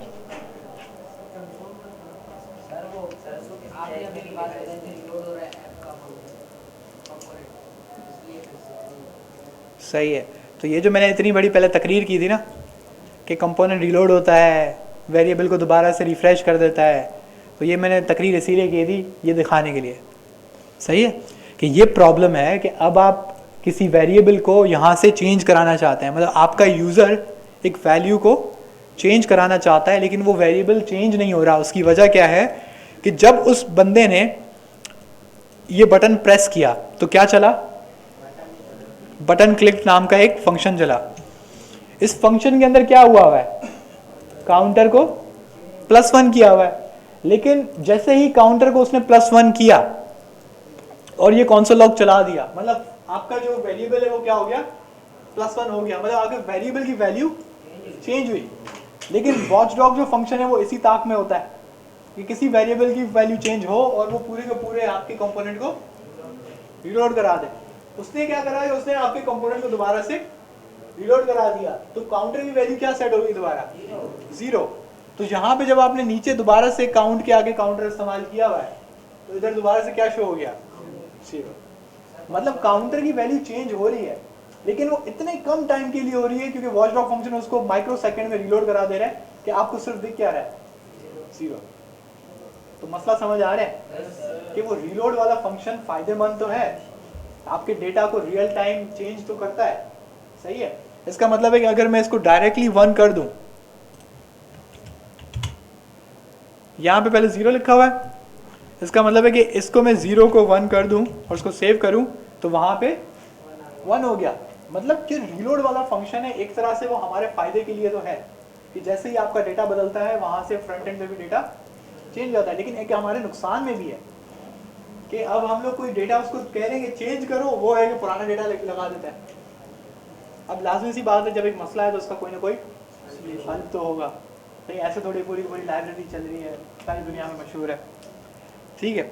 अब इस मसले का जो हल है उसको हम कहते हैं स्टेट, क्या कहते हैं, state management. State management basically, या स्टेट आप जस्ट उसको कहें तो स्टेट एक वेरिएबल का मजमा है, एक वेरिएबल्स हैं या एक वेरिएबल का ग्रुप है या एक डेटाबेस है, सही है, जहाँ पे आपके वो मखसूस वेरिएबल्स पड़े हुए होते हैं जो आप वॉचडॉग से बचा के रखना चाहते हैं, समझ रहे हैं आप। वो खसूसन वो स्टेट के वेरिएबल बना, उसको बोलते भी हम लोग स्टेट वेरिएबल्स ही हैं, क्या बोलते हैं, स्टेट वेरिएबल्स। अब ये वाला जो वेरिएबल है उसको हम कहते हैं सिंपल वेरिएबल, जो नॉर्मली हमने बना दिया है। जो हम लोग स्टेट में बनाते हैं उसको हम क्या कहते हैं, स्टेट वेरिएबल। और उसकी खास बात क्या होती है कि उसको वॉचडॉग फंक्शन नहीं पढ़ता और ना छेड़ता है। हाँ वो चेंज होता है तो वो अपना काम करता है, वो चेंज हुआ उसने उसको रीलोड कराया, लेकिन ये वाला काम नहीं करता। उसको बोलता है भाई इसको बदलना मेरा मसला नहीं है, अगर ये बदला तो कंपोनेंट को रीलोड करना मेरा मसला है, समझ रहे हैं। मतलब उसको चेंज करने की जिम्मेदारी अब वॉचडॉग फंक्शन की नहीं रह जाती। तो वो कौन से वेरिएबल्स होते हैं, स्टेट वेरिएबल्स। अब स्टेट वेरिएबल्स बनाना पहले बहुत मुश्किल होता था, ठीक है। पहले आपको पूरा का पूरा एक लाइब्रेरी है रिडक्स, वो बनानी पड़ती थी, उसको इस्तेमाल करना पड़ता था, आपको पहले रिडक्स यूज़ करनी पड़ती थी, उसके बाद जाके आपके क्या बनते थे, स्टेट वेरिएबल्स। अब रिएक्ट 16, अभी आपकी कौन सी चल रही है, 18 चल रही है, जो आपकी रिएक्ट 16 थी उसमें ये एक नया फीचर आपका इंट्रोड्यूस हुआ था, क्योंकि आपको पता है कि रिएक्ट एक लाइब्रेरी है। तो सबसे पहले उसने सिंपल आपको रूल्स दिए हुए थे फ्रंट एंड के लिए, लेकिन वो जैसे जैसे आगे बढ़ रही है तो उसके अंदर और ज़्यादा इम्प्रूवमेंट आती जा रही है। तो उन्होंने बोला यार ये जो स्टेट वाला काम है ना ये बहुत मुश्किल है, क्यों, क्योंकि आपको एक और लाइब्रेरी को डाउनलोड करना पड़ता है, उसका नाम क्या था, रिडक्स। वो स्टेट वेरिएबल बनाती थी, उसको सेव करती थी और उसको चेंज करती थी। तो प्रोग्रामर ने बोला यार एक छोटे से काम के लिए इतनी पंचायत क्यों। तो रिएक्ट वालों ने एक नई फीचर बोला कि भाई ये मसला हमने क्रिएट किया है तो इसको हल किया हम करेंगे, लेकिन उनको ये याद आया वर्जन 16 में, उससे पहले वो 16 वर्जन ला चुके थे तो वो सो रहे थे। तो 16 में जो एक चीज़ उन्होंने इंट्रोड्यूस करवाई उसको उन्होंने नाम दिया रिएक्ट हुक्स। क्या बोलते थे, रिएक्ट हुक्स। अब ये जो रिएक्ट हुक है ये आपको इंपोर्ट करना पड़ता है,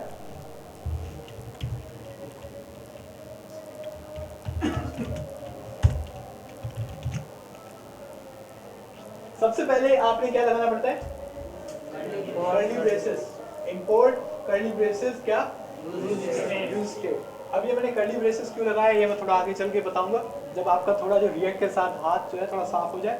इतनी ज़्यादा इन्फॉर्मेशन एक साथ दूंगा, हो सकता है हार्ड ड्राइव आपकी ख़राब ना हो जाए। सही है, तो बस इतना याद रखना है कि जब आप रिएक्ट हुक को इंपोर्ट करते हैं तो आप क्या लगाते हैं, कर्ली ब्रेसेस आप लगाते हैं। और इस हुक का नाम क्या है, यूज स्टेट। इस फीचर को हम लोग कहते हैं रिएक्ट हुक्स, लेकिन इस फीचर का नाम क्या है, यूज स्टेट। स्टेट वेरिएबल आपने अभी तो पढ़ा, और ये हम कहां से इंपोर्ट करके ला रहे हैं, रिएक्ट से। बात समझ आ रहे हैं, क्योंकि ये रिएक्ट ने ही इंट्रोड्यूस करवाया।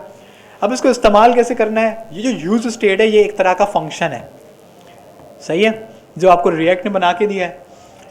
और ये आप कोशिश कीजिएगा कि हमेशा जब आपका कंपोनेंट बने जहाँ पे, उसके ठीक नीचे इन स्टेट वेरिएबल्स को बनाइएगा।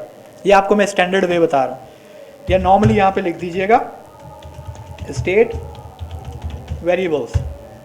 तो सबसे पहला आपका स्टेट वेरिएबल बनाते हैं, और ये बहुत सिंपल होता है। आप लिखेंगे कॉन्स्ट, आप लिखेंगे काउंटर, दूसरी जगह आप लिखेंगे सेट काउंटर, और ये बराबर हो जाएगा यूज स्टेट के, और यहाँ पे आप पास कर देंगे क्या, 0। आपने नोट किया मैंने यहाँ पे क्या इस्तेमाल किया, कॉन्स्ट। कॉन्स्ट क्यों किया, क्योंकि मुझे पता है कि अब ये वाला जो आपका काउंटर का वेरिएबल है ये अब किसके थ्रू चेंज होगा, स्टेट के थ्रू चेंज होगा, और तरीके से चेंज नहीं किया जा सकता। लेकिन मसले वाली बात थी, एक वेरिएबल बनाना था, हमने तो एक पूरी की पूरी लाइन लिख दी। इसको जरा आप लाइन को समझते हैं। सबसे पहले हमने इस यूज स्टेट को इस्तेमाल किया, जो कि क्या है, फंक्शन है। इस फंक्शन को मैं क्या पास कर रहा हूँ, ये बेसिकली आपकी इनिशियल वैल्यू है। इनिशियल वैल्यू जैसे मैंने नीचे काउंटर इज इक्वल टू क्या लिखा था, 0, उसी तरीके से मैं इसको सेट कर रहा हूँ 0। ये बेसिकली किसकी वैल्यू है, ये आपका सेम वही वेरिएबल है। तो ये जो आपका फंक्शन होता है ये रिटर्न करता है 2 वेरिएबल। कितने वेरिएबल रिटर्न करता है, और वो आते किसके अंदर है, एरे। जब हम प्रॉप्स पढ़ रहे थे तो आपने डीस्ट्रक्चरिंग पढ़ी थी, आपने पढ़ा था कि यहाँ तो आप उधर प्रॉप्स लिख दो, यहाँ उधर आप डायरेक्टली क्या बना दो, एक ऑब्जेक्ट बना दो, उसके अंदर आप वेरिएबल निकाल दो। तो ये क्योंकि मुझे पता है कि ये एक एरे रिटर्न करता है, उस एरे के अंदर कितने आइटम होते हैं, 2। पहला आपका वेरिएबल होता है, दूसरा आपका क्या होता है, ये एक फंक्शन है। ये आपका क्या है, वेरिएबल, ये आपका क्या है, फंक्शन। अब ये मैं हवा में बात नहीं कर रहा हूँ। सबसे पहले मैं करता हूँ कंसोल लॉग क्या, काउंटर, उसके बाद कंसोल लॉग कर रहे हैं सेट काउंटर। तो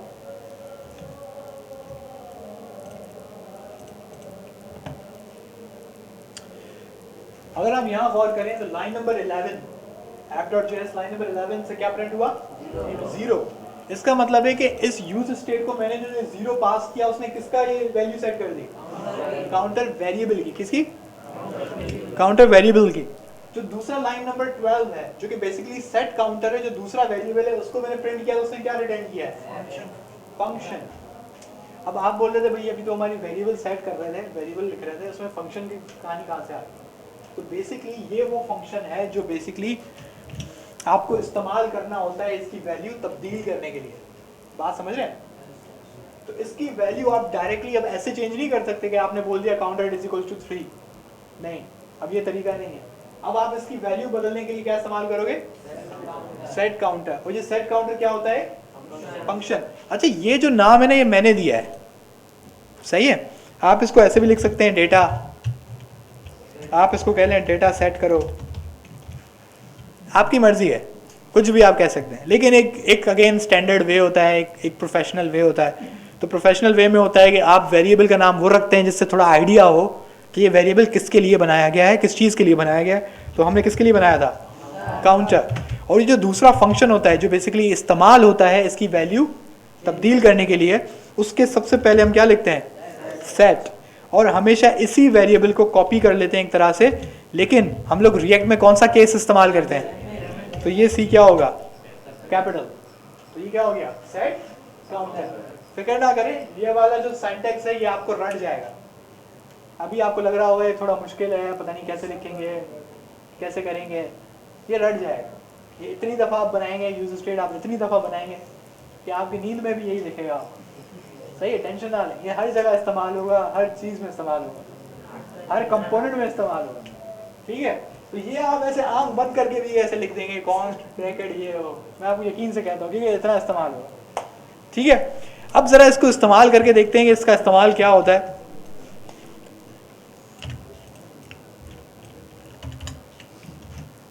देखें, काउंटर जो मैंने यहाँ पे इस्तेमाल किया है इसको तो बदलने की ज़रूरत नहीं है, क्योंकि यहाँ पे इस वेरिएबल का नाम सेम है और इसके अंदर कौन सी वैल्यू सेट हुई है अभी, 0। आप इधर 1 लिखेंगे तो 1 सेट होगी, मैंने फिलहाल 0 लिखी हुई है।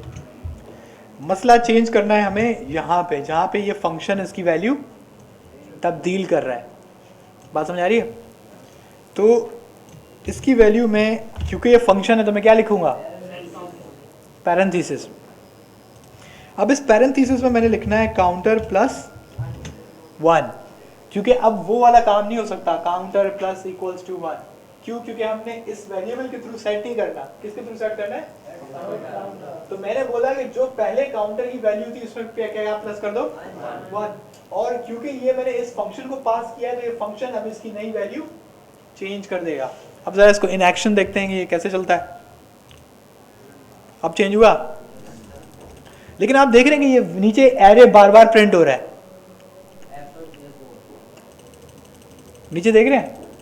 तो इसका मतलब है कि आपका जो ऐप कंपोनेंट है वो रीलोड हो रहा है, रीलोड वाला काम रुका नहीं है, वो रीलोड कर रहा है। लेकिन यहाँ पे आपका ये जो काउंटर वाला वेरिएबल है ये चेंज नहीं हो रहा। उसकी वजह क्या है कि अब क्योंकि ये वेरिएबल किसके अंदर डिफाइन हुआ हुआ है, रिएक्ट की स्टेट के अंदर डिफाइन हुआ हुआ है। अब ये स्टेट जो है आपके कंपोनेंट से बाहर है। सही है, अब ये वॉचडॉग इसको कुछ नहीं हिला सकता, इसका कुछ भी नहीं बदल सकता। क्यों? क्योंकि इसको सेट करने वाला फंक्शन भी अलग है। ये फंक्शन, ये वेरिएबल आपको सिर्फ इस्तेमाल करने के लिए दिया हुआ है। ये बात समझ आ रही है? तो यूज स्टेट या स्टेट वेरिएबल इसलिए होता है कि आपका जब कंपोनेंट रीलोड हो तो आपका वेरिएबल डिस्ट्रॉय ना हो, वो ज़ाया ना हो। अब आप समझ रहे हैं कि हमने, अब आप ये 21 यहाँ पे अटका हुआ है, अब कोई और यूज़र आया उसने इसको क्लिक किया तो भी आपका वेरिएबल चेंज हो रहा है। अगर वेबसाइट को रीलोड करें तो फिर से जाहिर सी बात है चेंज हो जाएगा। और ये पूछ रहा था यूज स्टेट में हमने 0 दिया, अगर हम पहले यहाँ पे 1 दे तो 1 दें तो हम पहले 1 दिखेगा। सही है, अब यहाँ पे 2 स्टार्ट होगा। अच्छा, इसको आप थोड़ा सा इंटरेक्टिव बना सकते हैं।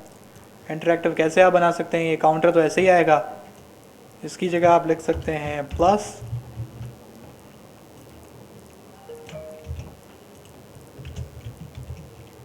सही है, और आप इसको दोबारा से प्लस कर सकते हैं और ये काउंटर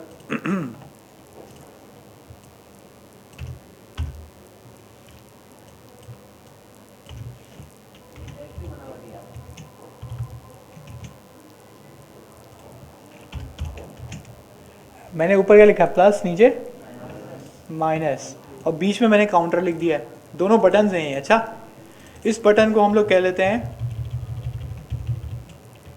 ऐड, और इस फंक्शन को हम कह लेते हैं सबट्रैक्ट। तो अब ऐड का फंक्शन मैंने बनाया हुआ था, इसका सिर्फ मैंने क्या कर देना है, नेम चेंज कर देना है। अब मुझे इसको कॉपी करके सिर्फ यहाँ पे प्लस की जगह क्या लिख देना है, माइनस, और यहाँ पे सिर्फ नाम चेंज हो जाएगा। अब हम इधर चलते हैं, अब हम इसको प्लस को क्लिक करेंगे तो प्लस होगा, माइनस को क्लिक करेंगे तो ये माइनस होगा। तो हमने एक तरह से एक बहुत 5 मिनट में काउंटर बना लिया। अब इस काउंटर को आप प्लस करें, इस काउंटर को आप नेगेटिव करें, जिस तरह भी जो करना है करें, आपके पास एक चीज़ बन गई है। लेकिन थोड़ी देर पहले ये काम आप नहीं कर पाते अगर आपके पास स्टेट की नॉलेज नहीं होती तो, क्योंकि आप जो भी कर लेते वो कंपोनेंट आपका रीलोड होता और आपका सारा डेटा ज़ाया हो जाता। तो ये आपका किसका इंट्रोडक्शन है, स्टेट मैनेजमेंट का, स्टेट का या यूज स्टेट का। तो आपने सबसे पहले रिएक्ट के बारे में पढ़ा, रिएक्ट क्या है, कैसे है, क्यों है, ठीक है। उसके बाद आपने रिएक्ट की एप्लीकेशन को इंस्टॉल किया, उसको चलाया और रिएक्ट का वो लोगो पहुंचाया कि भाई हाँ रिएक्ट चल गई, बेहतरीन हो गया। उसके बाद हमने ये देखा कि रिएक्ट के अंदर फाइल्स क्या होती हैं, सही है, पब्लिक HTML क्या है, इंडेक्स HTML कहाँ पर पड़ी है, src का फोल्डर क्या है, index.js क्यों है, app.js क्यों है, अब package.json क्यों है, .getignore क्या है, हमने फाइल्स पढ़ी। उसके बाद हमने app.js और आपका index.js कम्प्लीटली डिलीट कर दिया था, सारा हमने src का फोल्डर खाली किया। उसके बाद हमने index.js बनाई और app.js। हमने पढ़ा कि index.js में जो काम होता है उसमें ज़्यादा कोई हमारा अमल दखल नहीं होता, हम अपना काम शुरू कहाँ से करते हैं, app.js, सही है। उसके बाद आपने JSX के बारे में पढ़ा कि JSX के क्या रूल्स हैं, वो कैसे पढ़ी जाती है और वो क्या है, कैसे है, बात समझ आ रही है। उसके बाद फाइनली हम लोगों ने कंपोनेंट्स बनाना शुरू किए, फिर हमने नेस्टेड कंपोनेंट्स पढ़े। नेस्टेड कंपोनेंट्स मैंने अंग्रेजी का लफ्ज़ बोल दिया है, लेकिन आपको ये काम आता है, सही है। किसी को पता है कि नेस्टेड किसको बोलते हैं, पेरेंट चाइल्ड हायरार्की को नेस्टेड बोलते हैं। आपने पेरेंट कंपोनेंट app.js बनाया हुआ है, उसका चाइल्ड क्या बनाया हुआ है, बुक। तो ये बेसिकली क्या है, ये नेस्टेड कंपोनेंट्स है, सही है। सिर्फ इसकी अंग्रेजी में लफ्ज़ क्या है, नेस्टेड, ठीक है। तो आपने नेस्टेड कंपोनेंट्स पढ़े, आपको पता लगा कि भाई आप कोई भी HTML भी इसके अंदर लगा सकते हैं। आपने बूटस्ट्रैप भी लगाई, आपने उससे एक फॉर्म बनाया और फॉर्म के अंदर हमने ये देखा कि कौन से मसले मसाइल हैं जो हमें हल करने होते हैं, जिसके अंदर एक तो वो क्लोजिंग टैग लाजमी होना चाहिए, सही है। जहाँ पे for लिखा हुआ है उसको HTML 4 करना है, सही है। जहाँ पे क्लास लिखा हुआ है उसको क्लास नेम करना है, याद है। उसके बाद हम लोग आए कि अब डेटा पास कैसे करें, पेरेंट चाइल्ड हमने कंपोनेंट तो बना लिया, अब पेरेंट का डेटा पास करना है किसको, चाइल्ड को। वो हमने पढ़ा कि वो किसके थ्रू होता है, प्रॉप्स। हमने एक दफ़ा प्रॉप्स पास कर लिए, फिर हमने पढ़ा कि हम एक लूप के थ्रू जो चाइल्ड कंपोनेंट है उसको बार बार इस्तेमाल कर सकते हैं। उसके लिए हमने कौन सा फंक्शन इस्तेमाल किया था, मैप। हमने एक एरे बनाई, उस एरे पे डॉट मैप बना दिया। उसके बाद हमने पढ़ा कि भाई इसमें एक रिएक्ट लाइफ साइकिल नाम का एक कहानी है। अब वो कहानी क्या, उसके साथ मसला क्या अटैच्ड है कि वो बार बार कंपोनेंट को रीलोड करता है। क्यों रीलोड करता है, जब भी कोई वेरिएबल की तब्दीली हो। और ये ज़रूरी क्यों है, क्योंकि रिएक्ट एक लाइव चेंज, एक आपका जो डेटा है वो लाइव चेंज करता है, यानी कि रियल टाइम चेंज करता है। आपका डेटा चेंज हुआ और आपका फ्रंट एंड तब्दील हो जाता है। अब उसके लिए ज़रूरी है कि एक वॉचडॉग फंक्शन हो जो आपका डेटा को देखता रहे, और डेटा जैसे ही चेंज हो तो आपका पूरा का पूरा उस कंपोनेंट को रीलोड कर दे। लेकिन उससे मसला क्या बनता है कि आप एक परमानेंट वेरिएबल तो बना सकते हैं, लेकिन अगर आप कोई ऐसा वेरिएबल बनाना चाहते हैं जिसके अंदर आप चाहते हैं कि मैं उसकी वैल्यू चेंज करूं, तो ये नामुमकिन है, क्योंकि वो जैसे ही आप वेरिएबल को बदलेंगे आपका पूरा का पूरा कंपोनेंट चेंज हो जाएगा। उसका हल हमने पढ़ा कि क्या है, स्टेट, जो कि एक फंक्शन है जो हमें रिएक्ट पास करता है। उस फंक्शन से हमें दो वैल्यूज़ मिलती हैं, एक वैल्यू तो खुद वेरिएबल है जिसके अंदर वो डेटा है, और दूसरी जो आपकी वैल्यू है वो एक फंक्शन है जो उस वैल्यू को चेंज करता है। तो आज की क्लास में इतना रखते हैं। नेक्स्ट क्लास में इंशाल्लाह हम लोग स्टेट को और डिस्कवर करेंगे कि स्टेट के अंदर और क्या क्या हो सकता है, क्योंकि अभी तक आपने जस्ट उसको नंबर पास किया, सही है। बात समझने में क्या इशारा देना चाह रहा हूँ कि स्टेट के अंदर, क्योंकि स्टेट एक वेरिएबल है, तो वेरिएबल में तो हर तरह का डेटा टाइप हो सकता है। तो अगली बार हम ये पढ़ेंगे कि जब हम डेटा को चेंज करें, अगर वो डेटा टाइप नंबर और स्ट्रिंग से अलहदा हो तो हम वो कैसे सेट कर सकते हैं, और उसके क्या रूल्स होते हैं और किन चीज़ों का हमें ख्याल रखना है, ठीक है। तो ये वीडियो जो है इंशाल्लाह अभी के अभी मैं अपलोड कर देता हूँ। उसके साथ साथ अभी आप लोगों ने इतना पढ़ लिया है कि आप लोग एक छोटा सा असाइनमेंट बनाएं पहला। अच्छा, कल जो है आप लोगों की 8 बजे प्रैक्टिस क्लास होती है, सही है। 7 बजे, आई थिंक 7 है 8 है, आई थिंक 7-8 से शुरू होती है, 10 तक जाती है। तो जो बच्चे यहाँ पे अभी हैं वो कल आइएगा, और जो रिएक्ट का जितना अभी आपने काम किया है उसको कम से कम यहाँ कंप्यूटर्स पे करके देखिएगा। देखें, ये रोना मत रोइएगा कि यहाँ पे npm नहीं है, यहाँ पे git नहीं है, आप उसको इंस्टॉल कर लें। अगर आपको npm और git इन कंप्यूटर्स पे करना नहीं आता तो हम आपके घर आके इंस्टॉल तो करके नहीं देंगे, सही है। तो आप अपने पास जब रिएक्ट को इस्तेमाल कर रहे होंगे तो आप उधर npm और git को तो आपको इंस्टॉल करना होगा। तो भाई अगर npm और git नहीं है तो उसको इंटरनेट से डाउनलोड कर लो। मुझे कितना टाइम लगा था, 5 मिनट लगे थे, जब कल मुझे बिल्कुल खाली PC दिया गया था, ठीक है। तो उसको आप npm को इंस्टॉल करें, थोड़े खुद अपने मसाइल जो हैं वो गूगल से पूछ के सॉल्व करने की आदत डालें, ठीक है। इसमें फ़ायदा आपका है। बहुत सारे बच्चे हैं, मुझे पता है कि स्टूडेंट जब होता है ना, मैं भी था तो इस तरह की सोच रखता था कि स्टूडेंट सोचता है यार ये लोग तो अपनी जान छुड़ा रहे हैं, जब सारे मसले मैंने ही सॉल्व करने हैं तो मैं क्यों फ़ीस दे रहा हूँ, सही है ना। लेकिन इसका फ़ायदा आप ही को है कि भाई आपका लैपटॉप होगा, आपके दोस्त का लैपटॉप होगा, कहीं और आपने काम करना है, अब वहाँ पे npm नहीं है, कोई एरर आ रहा है, कोई मसला हो रहा है, तो आप जाहिर सी बात है टीचर को घर से उठा के तो नहीं लाओगे कि मुझे मसला हल करके दो, सही, आपको खुद को थोड़ी सी प्रैक्टिस होनी चाहिए कि कौन सा एरर क्यों आता है। जैसे एक अब मैं बार बार एक एरर का नाम लेता हूँ, socket time out. Socket time out क्यों होता है, किसको कितने को पता है? वो नेट का कनेक्शन जब हल्का सा भी ड्रॉप डाउन हुआ या स्लो हुआ या बल्ज आया तो उस पर आपका एरर सॉकेट टाइम आउट आता है। तो ये अब जिन बच्चों ने खुद ट्राई किया होगा, गूगल उसको कॉपी करके गूगल पे लेके गए होंगे, उनको ये बात पता होगी कि एरर सॉकेट टाइम आउट क्यों होता है। स्टैक ओवरफ्लो पे दुनिया जहान के मसले मसाइल के हल हैं, ठीक है। पाकिस्तानियों के हल नहीं है वो अलग बात है, लेकिन प्रोग्रामिंग से रिलेटेड उसके पास हर चीज़ का हल है। तो आप उस कोड को, उस एरर को कॉपी करें, गूगल पे पेस्ट करें, यकीन करें स्टैक ओवरफ्लो पे किसी ना किसी के पास वो मसला हुआ होगा और नीचे से एक अल्लाह के भले बंदे ने उसको जवाब भी दिया होगा। और जिस पे ग्रीन टिक होता है वो बेसिकली एक्सेप्टेड आंसर होता है, तो आप उसको फॉलो करें। वैसे तो बहुत सारे होते हैं, तो ये भी एक आर्ट है स्टैक ओवरफ्लो से आप कैसे इन्फॉर्मेशन लेते हैं, क्योंकि स्टैक ओवरफ्लो पे जस्ट आंसर नहीं होता, एक तो बहुत सारे आंसर्स होते हैं, एक एक्सेप्टेड आंसर होता है और उसी एक्सेप्टेड आंसर के नीचे कमेंट्स भी हुए होते हैं।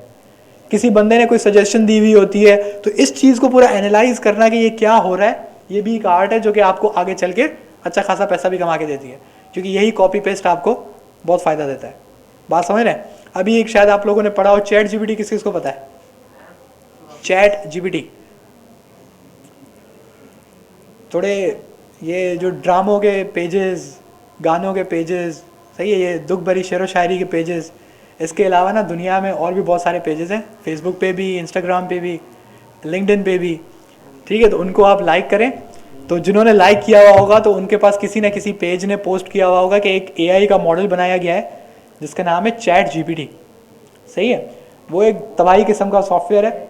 वो ऐसा सॉफ्टवेयर है कि आप उसको लिख के बोलते हो ना, इवन उर्दू में भी, कि यार मुझे बताओ रिएक्ट में कंपोनेंट कैसे बनाते हैं, तो वो आपको जवाब देता है, वो पूरा कोड बना के,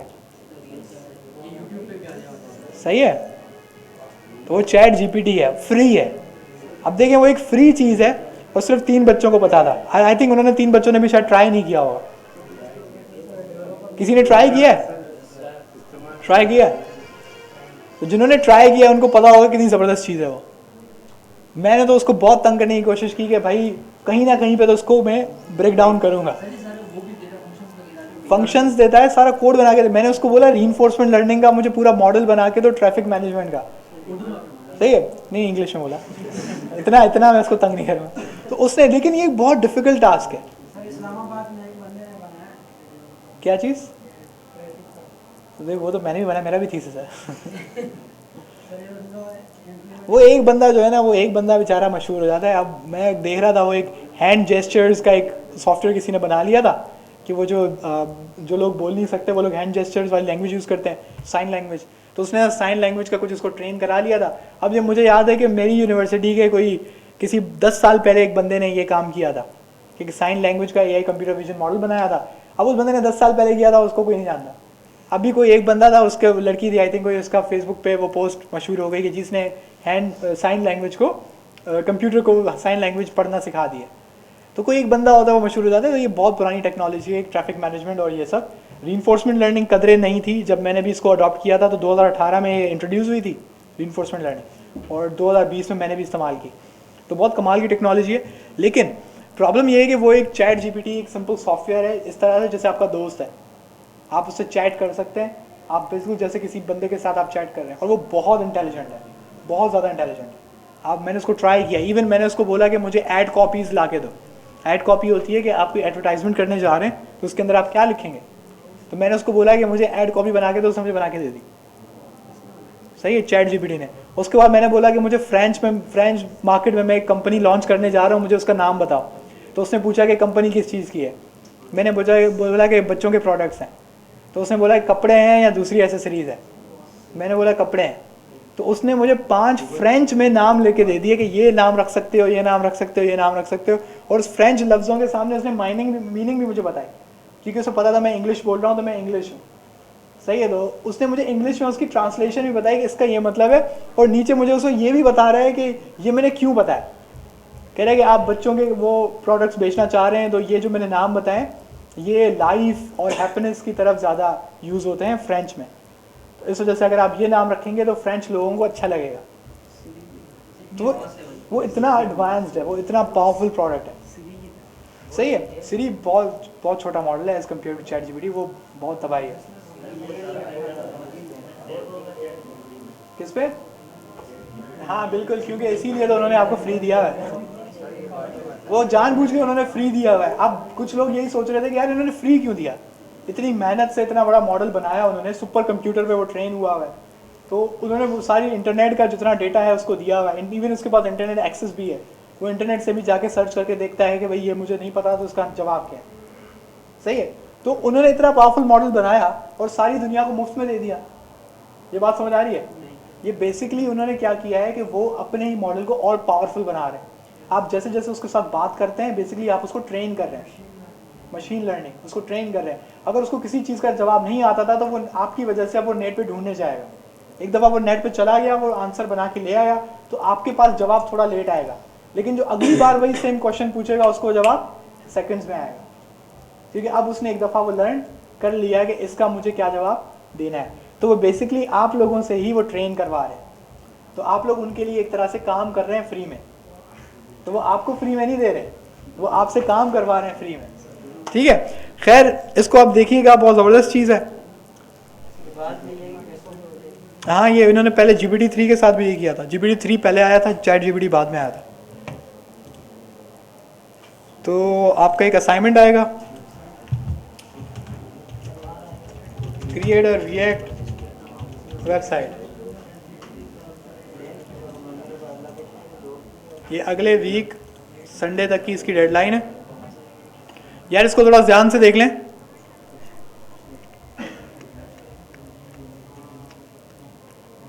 ये रिएक्ट प्रॉप्स किसने बनाया है?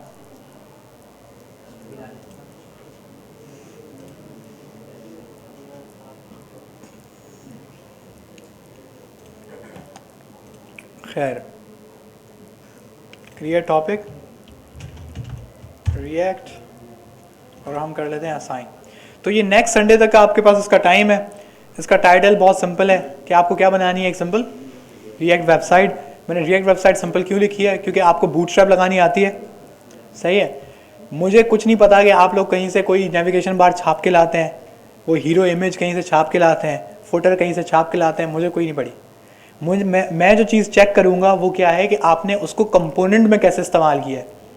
एक नेविगेशन का अलग कंपोनेंट आपने कैसे बनाया और app.js में आपने इंपोर्ट कराया, फिर आपने हीरो इमेज यानी जो मेन सेक्शन होता है उसका आपने कैसे कंपोनेंट बनाया और आपने उसको app.js में इंपोर्ट किया। इसी तरीके से फुटर हो गया, दूसरे अगर आपको सेक्शंस बनाने तो बनाए, लेकिन एटलीस्ट 2 सेक्शन बीच में होने चाहिए, एक मेन सेक्शन और उसके बाद वाला सेक्शन, उसके बाद फाइनली फुटर और नेविगेशन बार। तो ये इसका कोई भी वेबसाइट है, कुछ भी है, आप कहीं से भी उठाएं, लेकिन इंपॉर्टेंट चीज़ क्या है, उसको कंपोनेंट्स में ब्रेक करना। आपको उसको कंपोनेंट में ब्रेक करना है और एज ए रिएक्ट वेबसाइट चलाना है। सही है, आप ये काम करेंगे और ये असाइनमेंट यहाँ पे आप सबमिट करेंगे। बात समझ आ रही है? जितना आपने अभी तक पढ़ लिया है, अगर आप वीडियो को देख देख के भी दोबारा से बनाएं तो ये कोई मुश्किल काम नहीं है। आपने सिंपल कंपोनेंट बनाने हैं, उस कंपोनेंट को इंपोर्ट करना है। डेटा से रिलेटेड मैंने अभी तक कोई काम नहीं दिया है। बात समझ आ रही है? तो इंशाल्लाह अगले वीक मुलाकात होती है।